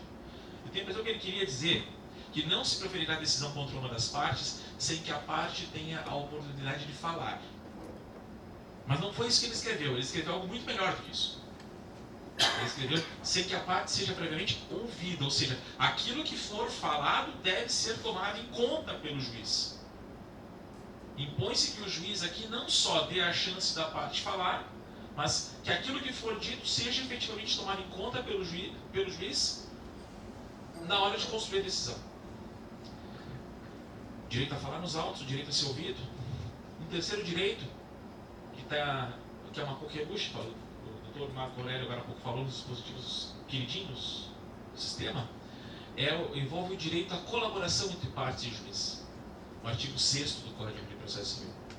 E esse vai ser um dispositivo sobre o qual vou me deter um pouquinho. A ideia de colaboração está sendo tremendamente mal explorada pela doutrina. E eu tenho a impressão, eu posso parecer arrogante aqui quando vou falar sobre isso, que a culpa dessa má compreensão do artigo 6º reside no fato de que nós temos boa parte da nossa doutrina, ou pretensa doutrina brasileira, sendo monoglota, no sentido de que não lê um texto sequer em outros idiomas e não está nem aí para quem lê. Um pouco mais para quem é um pouquinho mais curioso. Para fazer doutrina a gente tem que ser curioso, gente. Tem que ser muito curioso. O estudioso tem que ser curioso. E eu digo que tem que ser curioso porque o caso da colaboração no processo civil é um caso que envolve entender um pouquinho dessa formação cultural. Desde a década de 60, nota, nós estamos em 2019, já havia artigos na Itália trabalhando o tema da colaboração no processo civil. Tem um texto seminal que todo mundo deveria ler sobre colaboração, mas que, vamos lá, 80% dessa doutrina que escreve sobre colaboração não lê, que é um texto de um italiano chamado Eduardo Grasso, La collaborazione nel processo civile. Está publicado numa revista chamada Revista de Direito Processual. Esse texto do Eduardo Grasso é de pegar uma cópia e colocar na parede da sala, de tão bem escrito. É um texto assim, claro, direto ao ponto. E lá o Eduardo Grasso ele discorre sobre a pretensão de um modelo pautado na noção de colaboração ou de cooperação ou de comparticipação, como hoje se fala, né? Dependendo da escola no Brasil, nesse país, ou também no continente, muda a palavra, mas a ideia é a mesma. Que no fundo quer expressar a ideia de que o processo é uma instância na qual se desenvolve um trabalho conjunto entre partes e juiz com vistas à construção da decisão judicial. A construção da decisão judicial ela é síntese de um trabalho conjunto desenvolvido entre partes e juiz. O processo ele é um debate dialeticamente ordenado, já dizia o Hélio Fazzano. De novo, outro autor italiano. Né? Mas eu estou insistindo nessa questão da gente remeter um pouquinho a essa cultura, porque quando fala em colaboração, todo mundo pensa em tapinha nas costas, em processo de compadres, e não é isso, não é disso que se trata, nunca foi disso. Colaboração vem de colabor, trabalho conjunto. É disso que se trata. Isso pressupõe algo muito importante, que vai ter uma repercussão violentíssima quando se pensa em execução, que é divisão de tarefas clara entre partes e juiz. É preciso que a gente dimensione a sério quais são as tarefas das partes, quais são as tarefas do juiz, e que a gente enxergue a relação entre essas tarefas. Repara que no processo de execução, muitas vezes a gente diz assim, cabe à parte dar impulso à execução, cabe à parte indicar os bens, cabe à parte. E isso é um problema. Porque isso mostra um viés liberal na condução do processo de execução, que não é bom nem para a fazenda pública, quando ela é exequente, e não é bom nem para outra, é bom para o executado, vamos dizer isso. É bom para quem quer manter as coisas como elas estão no processo de execução. É péssimo para quem propõe a execução e que pretende a mudança da realidade. A gente tem que pensar nisso a sério, porque colaboração pressupõe então essa divisão de tarefas a sério. Como é que isso impacta quando eu penso na divisão de tarefas? As partes têm direitos, deveres, ônus e faculdades, o juiz tem poderes, deveres e proibições, e aí eu começo a enxergar algumas coisas interessantes. A primeira delas, por exemplo, eu posso enxergar no primeiro case que eu queria trazer para vocês nessa tarde, que é o case da prescrição intercorrente. De maneira recente, o STJ proferiu um julgamento num recurso especial repetitivo, né, firmando entendimento sobre como se deve interpretar o artigo 40 da Lei de Execução Fiscal. E essa interpretação é importante porque o Código de Processo Civil ele importou a política do artigo 40 para a execução em geral. Então, tudo que eu vou falar agora em relação à execução fiscal vai valer também para o processo civil em geral. Certo? O STJ estava preocupado com a seguinte situação. O que diz o artigo 40 da Lei de Execução Fiscal? Que, caso não localizado o devedor executado ou não localizados os seus bens, vamos combinar que localizar o executado é o menor problema. O problema mesmo é localizar os bens executados. Mas não localizado um ou outro, o exequente poderia solicitar a suspensão do processo por um ano, findo o qual, né, o exequente seria intimado e então começaria a transcorrer o prazo de prescrição. Se fosse de 5 anos, começariam a correr os 5 anos a partir desse primeiro ano. Ao final desse prazo de prescrição intercorrente, se não houvesse nenhuma manifestação, diz o artigo 40, nos seus parágrafos agora, que o juiz deveria intimar o exequente para que apontasse se há ou não alguma causa de interrupção do prazo prescricional, porque não podemos esquecer que prescrição é um fenômeno de direito material e, portanto, poderia haver alguma interrupção do prazo prescricional fora dos autos.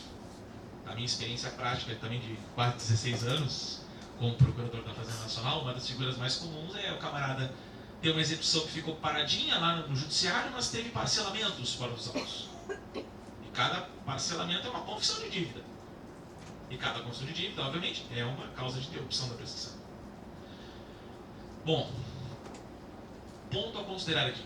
O STJ conhece essa dinâmica, inclusive tinha estampado uma orientação já a respeito do tema em súmula, na súmula 314, falando de como se conta esse prazo, de 1 mais 6, tudo bem. Mas o recurso repetitivo esse disse basicamente o seguinte, que é preciso verificar se durante esse prazo de 5 anos houve algum impulso útil da parte da fazenda, né, com vistas à percepção do seu crédito. E por impulso útil, registre-se que estamos falando não da manifestação da fazenda que diz, olha, eu quero receber aquele valor, eu quero ver se existem bens, eu quero ver se existe valor depositado via Bacenjude. O esforço na busca do Bacenjude, o esforço na busca dos bens é considerado absolutamente estéril se não for encontrado o bem ou se não for encontrado o dinheiro. Quer dizer, impulso útil é confundido aqui com um impulso que teve sucesso. Se não houvesse sucesso, tivesse passado 5 anos, prescrição intercorrente fulmina a execução. Eu quero registrar aqui que eu acho que existe uma dificuldade de compreensão nesse julgado muito séria. Eu sei que essa orientação, como disse o Dr. Marco Aurélio, é uma orientação do STJ que inclusive agora me vincula como procurador da Fazenda Nacional, por força do artigo 19 da Lei 10.522 e por força da Portaria 502, também já antes mencionada. Mas o fato de haver uma orientação jurisprudencial não vai me fazer fechar a boca do ponto de vista da crítica doutrinária que merece ser feita em relação à jurisprudência. Porque esse é o papel da doutrina, é por isso que nós estamos aqui. Né? Não é para ficar basicamente repetindo o que os tribunais já dizem, concorda comigo? Nós temos que ter uma leitura crítica em cima do que os tribunais já dizem. E essa postura crítica, a doutrina tem um papel de resistência às razões. E não podemos perder isso de vista. Então, quero que me entendam que eu não sou aqui aquele lunático que está nadando contra a maré, mas eu conscientemente estou aqui criticando a jurisprudência porque eu entendo que ela está errada. Errada com E capital, grande, maiúsculo. E o erro reside justamente no fato de que esse julgado não toma em conta o significado do que significa ser cooperação no processo civil, colaboração no processo civil. Repara que se o exequente diz, olha, eu quero ver, excelência, se existe algum valor depositado em instituições financeiras em nome do executado. Se você fez esse esforço, mas não localizou bens, você não pode ser tratado como se você fosse inerte, concorda comigo? Você exerceu a sua parte, você fez a sua tarefa. Agora, dizer que esse esforço é um esforço inútil, isso é confundir a ideia de impulso útil da execução. O impulso útil é aquele que o execuente mostra a sua vontade de receber o crédito, que ele faz aquilo que está ao seu alcance na busca do crédito, com o esforço bem sucedido. Pela lógica do STJ, não precisaríamos ter regras de prescrição intercorrente. Qualquer execução que não fosse bem sucedida simplesmente deveria ser fulminada. É isso. Ao fim e ao cabo, é isso. Eu entendo que isso vai gerar um impacto do ponto de vista de gestão dos processos no Brasil muito grande, porque a execução fiscal representa em torno de 40% dos processos que tramitam no Brasil. Então, vocês imaginem que uma orientação como essa, quando você pensa no estoque de dívida ativa da União, que gira em torno de quase 2 trilhões de reais, considerando que a União é o maior litigante em matéria de execução fiscal no país, imagine que o número de execuções fiscais fulminadas por força de um entendimento como esse é um volume avassalador. Estamos falando de algo de muita representatividade em números. Eu quero imaginar que o relatório de Justiça em Números no ano que vem vai ter números bastante impactantes decorrentes desta orientação firmada pelo STJ. E que se impõe pela autoridade, mas a meu sentir não pela razão. Pela razão, deveríamos levar em conta a noção de colaboração que deve ser vista como pano de fundo aqui nessa dinâmica de verdadeiro direito fundamental aplicado na execução. Se a gente realmente quer um processo civil e um processo, ou chamamos de processo envolvendo a fazenda pública, realmente pautado por direitos fundamentais de natureza processual, a gente tem que parar de fazer de conta, né, que a gente respeita direitos fundamentais quando a gente está olhando só para a lei. Porque a construção do STJ foi uma construção absolutamente, nem vou dizer infraconstitucional, vou usar uma expressão que um querido colega usou hoje numa conversa que eu tive com ele, ela é subconstitucional. Eu achei sensacional o adjetivo, porque quando ele falou em subconstitucional, para designar uma outra situação, isso mostra que é algo muito abaixo, não é infra, é bem lá embaixo. Entende? Pois eu quero, em primeiro lugar, colocar esse exemplo, esse primeiro case, à luz do terceiro direito colocado no contraditório, que é o direito à colaboração ou cooperação entre partes e juízes. Mas o direito ao contraditório, ele compreendia 4 direitos, não é isso? E faltou um ainda que eu não me esqueci, eu tenho isso na cabeça, tá? O 4º direito ligado ao contraditório é o direito das partes a não serem surpreendidas pelo conteúdo de uma decisão judicial. Se a decisão judicial é fruto de um trabalho conjunto, o juiz julga com base na questão que é trazida para ele, julga com base nos argumentos que são conhecidos, as alegações sobre fato trazidas a ele. E, de outro lado, ele pode conhecer de fundamentos jurídicos, mas esses fundamentos a gente quer que eles sejam previamente debatidos entre as partes. E o juiz pode produzir provas também em conjunto com as partes, o que diz o artigo 370. Então, à luz desse caldeirão de razões, eu não tenho dúvida de que, caso o juiz tome em conta um argumento para construir a decisão, é preciso que esse argumento tenha sido previamente debatido com as partes. O juiz não pode sacar uma carta da manga como quem está jogando uma mesa de carteado e surpreender todos os demais jogadores com uma premissa não previamente apresentada no jogo. O artigo 10 do Código de Processo Civil é muito inteligente nesse ponto. Eu apostaria, se eu tivesse que fazer uma aposta, qual seria o próximo direito fundamental de natureza processual a ser incluído na Constituição de emenda, não tenho dúvida, é o direito das partes a não serem surpreendidas pelo conteúdo da decisão judicial, caindo de maduro. Essas 4 faces do direito ao contraditório revelam que nós temos hoje uma atividade que na execução deve ser vista como uma atividade desenvolvida em conjunto. Ou seja, nós não podemos, sob essa ótica, ter medo de um juiz que ele exerça poder na execução, de um juiz que tem um papel ativo na execução. Quando a gente fala que existe um trabalho conjunto entre partes e juiz dentro do processo para a construção de decisões inclusive aquelas que podem importar em expropriação de bens, isso significa que a gente pressupõe um juiz que ele dialoga constantemente, que dialoga falando, não só ouvindo o que as partes estão dizendo. Um juiz que tem um papel ativo dentro do processo. Isso é objeto de desconfiança, até porque também muita gente faz uma confusão entre papel ativo do juiz na condução do processo, que é algo bom, e ativismo judicial, que é algo polêmico. Ativismo judicial é um outro problema lá do direito constitucional, para deixar bem claro. Eu não vou discutir aqui, o ativismo judicial tem a ver com separação de poderes. A ideia do juiz se substituir, por exemplo, ao administrador. O caso dos leitos de hospital, por exemplo, que o professor Marco Aurélio estava falando agora há pouco. Isso é um problema de ativismo judicial. Outra coisa é dizer, bom, o juiz vai, por exemplo, pesquisar se existem bens em nome do executado. Ele tem um papel mais ativo, mais atuante nesse ponto. Não vejo o menor comprometimento da imparcialidade do juiz nesse ponto. Quero deixar bem claro. Não vejo a menor preocupação que essa atuação possa de alguma forma comprometer a igualdade das partes.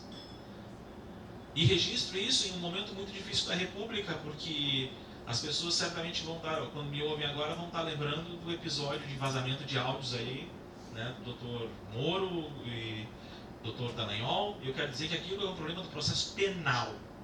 E lá a conversa é outra e eu não vou me meter no processo penal.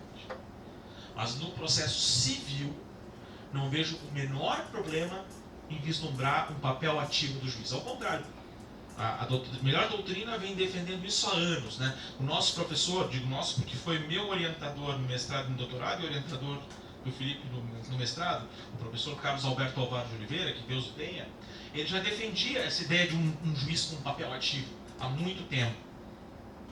Há muito tempo. Não é novidade.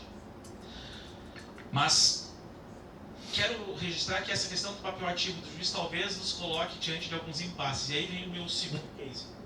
E eu já vou me aproximando do final da minha fala para não cansar vocês. O segundo case envolve justamente medidas executivas atípicas, né? As famosas medidas executivas atípicas. Eu não vou ficar me repetindo nos exemplos que o Dr. Marco Aurélio trouxe, que são exemplos maravilhosos, mas eu vou pegar um case só, um exemplo de algo que aconteceu aqui no Rio Grande do Sul, que botou muita gente a pensar e que deixou muita gente de cabelo em pé. O caso era o seguinte, era uma execução de alimentos decorrentes de responsabilidade civil, ou seja, não eram alimentos do direito de família. Caso de execução de alimentos decorrentes de responsabilidade civil, o executado não pagava. E havia indícios de que ele tinha bens. O exequente teve uma ideia.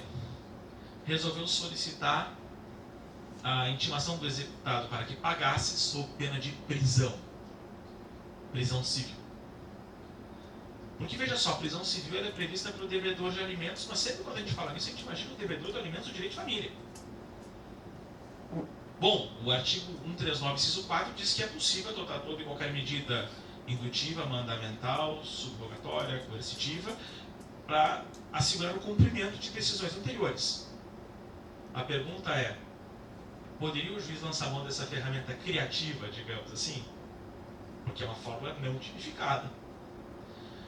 O caso foi levado ao Tribunal de Justiça do Estado do Rio Grande do Sul e o Tribunal de Justiça entende que é possível a prisão do devedor de alimentos como forma de pressão para forçá-lo a pagar a dívida mesmo fora do direito de família. Eu queria fazer um pouquinho de leitura crítica em cima dessa decisão. De novo, eu não vou ficar aqui só bancando o mensageiro do Apocalipse. Quero fazer uma leitura crítica em cima dessa decisão. E, de novo, eu ser insistente na leitura à luz da perspectiva dos direitos fundamentais de natureza processual. Tá? Qual é a leitura que eu faço? Eu entendo o seguinte: quando nós estamos diante de direitos fundamentais de natureza processual, em uma situação crítica, e aqui não tenha dúvida, né, nós estamos aqui diante da restrição à liberdade de ir e vir, um direito fundamental sagrado, concorda comigo? Estamos aqui também diante da preocupação com os limites do próprio devido processo legal, porque ninguém pode ser privado dos seus bens ou de sua liberdade sem o devido processo. A questão toda é que, num conflito ou num impasse envolvendo direitos fundamentais, os critérios de hermenêutica que a gente deve utilizar são sempre critérios mais sofisticados. Os casos mais simples, fora dos direitos fundamentais, a gente soluciona com critérios de hermenêutica simples. Ele tem uma lei posterior, ela revoga a lei anterior. Tem uma lei específica, ela afasta a lei geral. E assim por diante, né? Temos critérios de hermenêutica para os casos fáceis, nós temos critérios de hermenêutica para os casos difíceis, que são os casos que envolvem direitos fundamentais. E um critério aqui que eu queria colocar na mesa, que é um critério que se usa quando você tem conflitos envolvendo direitos fundamentais, que deve ser ponderado, é o critério da proporcionalidade. Quando a gente pensa em proporcionalidade, a gente faz 3 perguntas para tentar encontrar a resposta certa. A primeira pergunta é: eu tenho várias alternativas. A pergunta é: todas essas alternativas são igualmente capazes de atender os fins tutelados pelos direitos fundamentais? Me parece que no caso da execução, nesse meu exemplo, a penhora de bens é tão satisfatória quanto a prisão do devedor. Eu não posso pegar que a possibilidade de ameaça de prisão do devedor é uma medida eficaz, concorda comigo? Ela induz alguém a sair correndo e pagar a sua dívida. Eu não posso negar isso. A primeira pergunta, então, que é uma pergunta que eu tenho que fazer, ela está respondida, mas ela não resolve o meu problema. Mas a segunda pergunta é: bom, eu tenho várias alternativas. Qual delas gera menor restrição a direitos fundamentais? E aqui a conversa muda o tom.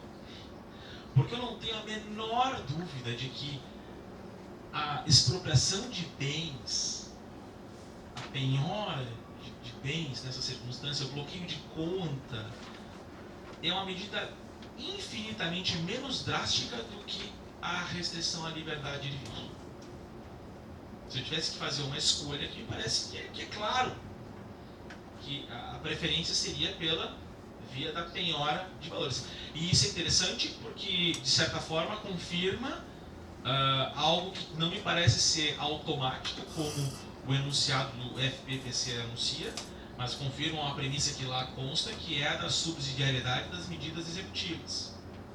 Repara que o FPPC ele defende que medidas executivas atípicas, elas têm caráter subsidiário em relação a medidas típicas.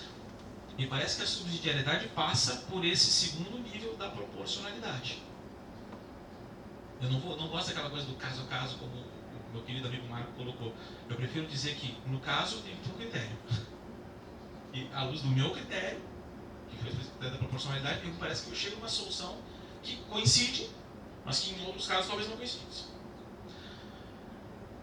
Se não tivéssemos essa resposta no segundo nível, e aqui temos, me parece que aqui fica evidenciado o equívoco da decisão do Tribunal de Justiça, que foi um acordo com votos extensos, um acordo daqueles nos quais cada um dos desembargadores proferiu um voto de verdade. Não é aquela coisa de um votar e os outros dois dizerem de acordo. Se não tivéssemos a resposta nesse segundo nível, passaríamos para o terceiro nível, que é o nível da proporcionalidade em sentido estrito. E aí a gente pegaria as alternativas que a gente tem a ponderar e colocaria os prós e contras associados a cada uma dessas alternativas e faria um juízo literalmente de ponderação. Um juízo aqui que ele é eminentemente de razão prática. Graças a Deus, num caso como esse, eu não preciso chegar no terceiro nível para mostrar que houve um equívoco do Tribunal de Justiça. Mas eu fico pensando muito em como a gente precisa avançar, né, no uso de medidas executivas atípicas e discutir não só a possibilidade do uso das medidas executivas atípicas, acho que nós temos isso claro, mas principalmente discutir critérios que permitam identificar a partir de onde as pessoas estão ultrapassando os limites. Né? A partir de onde as medidas executivas atípicas deixam de ser algo efetivamente eficiente, ou deixam de oferecer a melhor resposta. Eu entendo, mais uma vez aqui, voltando ao início da conversa, que as respostas para essa pergunta passam sempre pela hermenêutica dos direitos fundamentais da natureza processual. Pelo fato de a gente realmente pegar esses casos mais difíceis e fazer uma análise deles à luz de critérios como proporcionalidade, razoabilidade, proibição de excesso, proibição de retrocesso social, que são os critérios de hermenêutica típicos dos direitos fundamentais. Se a gente continuar tentando solucionar esses casos difíceis com ferramentas fáceis, nós não vamos sair do lugar e nós vamos continuar dizendo que tudo depende do caso concreto, de que cada caso é um caso. E isso para mim é pouco. Para mim, pessoalmente, é pouco. Eu prefiro, nesse ponto, ser escravo da razão. Eu não quero ser escravo da autoridade do juiz. Eu vou sempre respeitar a decisão de um juiz pela sua autoridade. Mas, encerrando aqui, eu me lembro que uma das coisas que eu demorei a aprender com o meu professor, o professor Alvaro, é que ele nos ensinava que na figura do juiz se idealiza um amálgama entre o saber e o poder. A autoridade do juiz, não tenha dúvida, é uma autoridade que exerce poder, que se justifica pelo poder veiculado da decisão, que caso não cumprida espontaneamente, pode ser imposto o seu cumprimento à força. Mas a gente também idealiza na figura do juiz um quê de saber, porque a gente coloca na Constituição que o ingresso na magistratura se dá através de concurso público de provas e títulos com participação da OAB.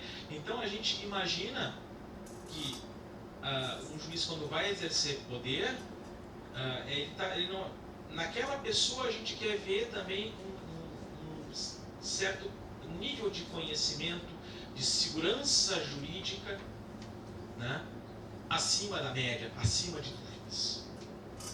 Pois bem, eu acho que essa compreensão quanto ao verdadeiro papel do juiz e quanto a como se dá essa fusão entre saber e poder, como a gente imagina, é que me permite colocar a cabeça tranquila no travesseiro, imaginando que no processo de execução é possível sim a gente desenvolver uma dinâmica de verdadeira colaboração entre partes e juiz, de trabalho conjunto entre partes e juiz, que não precisamos ter medo de um juiz que tenha papel ativo, de modo a garantir a satisfação de um crédito que é veiculado em um título executivo, o qual, por sua vez,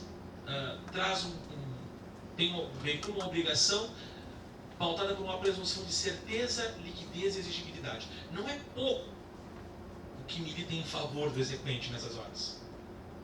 Então, não precisamos ter medo do juiz com papel ativo, não precisamos ter medo de colaboração no âmbito do processo de execução. Ao contrário, bem-vinda seja ela. Eu espero que eu consiga com isso, enfim, ter atendido aquilo que eu me propunha no início, que era tentar colocar aqui um mindset, uma maneira de pensar o processo de execução, que talvez não seja a maneira mais convencional, mas que eu posso dizer a vocês, eu tenho tranquilidade em dizer que hoje eu realmente acredito nisso e que tenho tranquilidade de dizer que algumas coisas nas quais eu acreditava 10 anos atrás acabaram aparecendo no Código de Processo Civil. Quem sabe daqui a pouco a gente não consegue enxergar algumas dessas ideias também aparecendo de novo em novas leis ou em jurisprudência mais consolidada para gerar um processo civil melhor. Tá bom? Agradeço a vocês mais uma vez pela oportunidade.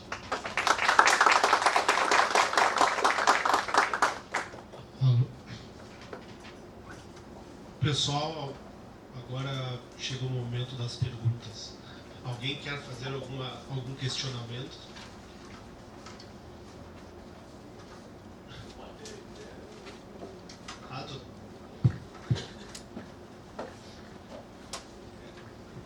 Na verdade, questionamento questionamentos, mas não bem questionamentos, alguns comentários assim, com relação às questões que foram feitas.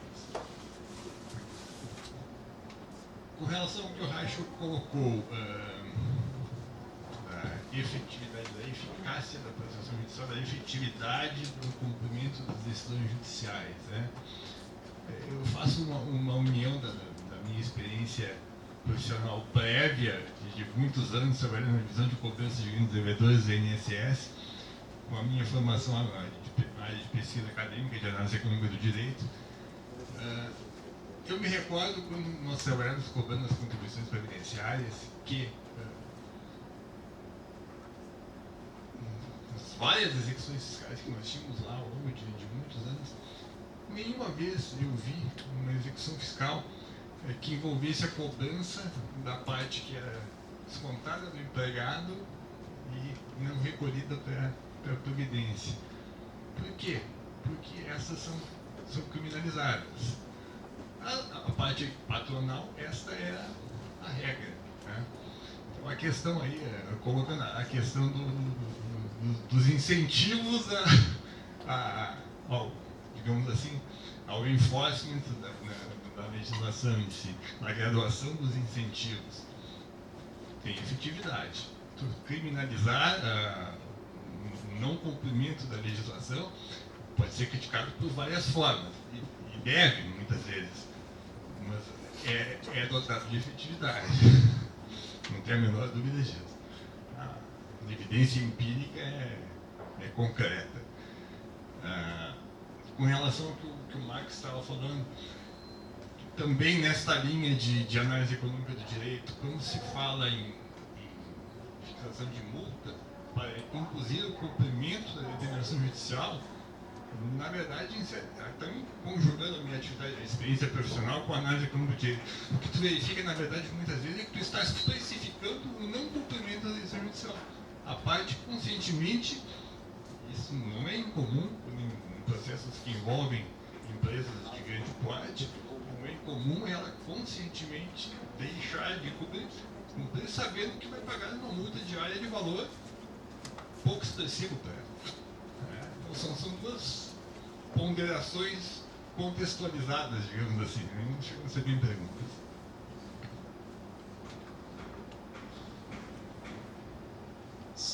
Só acrescentaria aqui,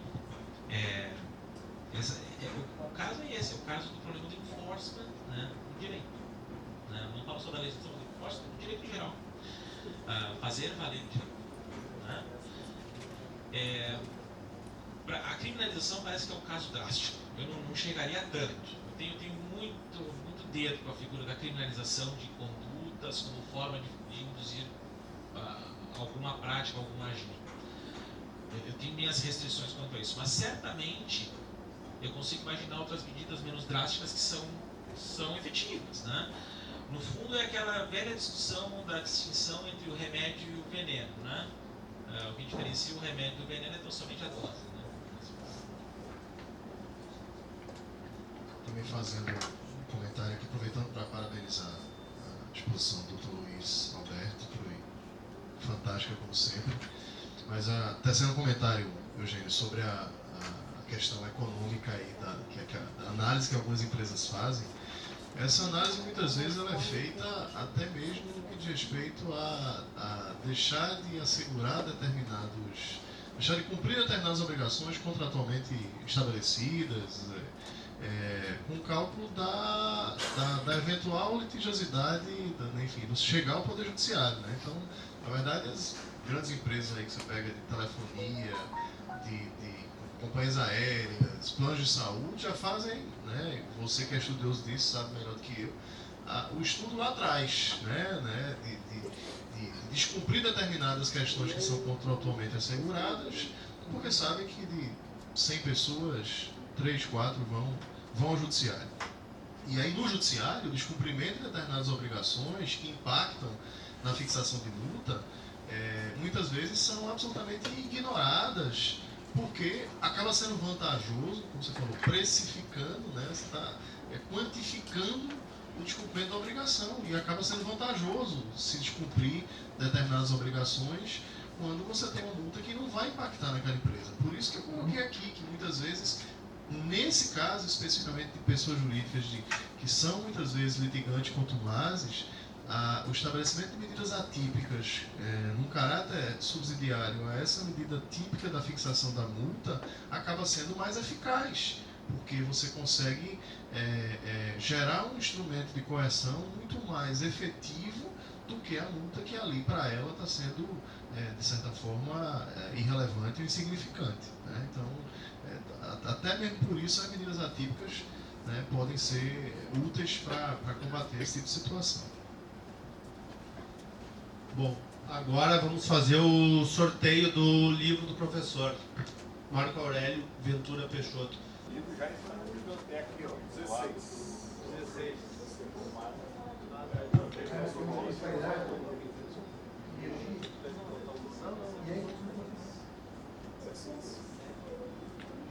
Carolina Flores. Tira uma foto. França? Olha, tá vendo? Olha só. Ai, que beleza. E a Mariana vai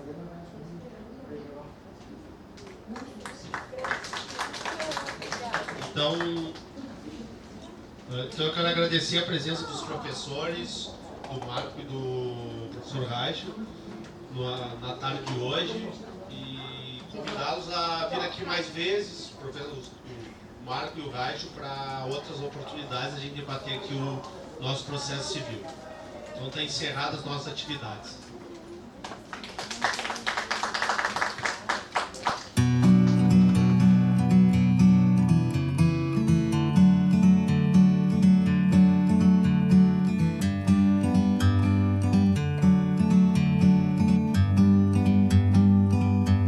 Like a bird on a tree, I'm just sitting here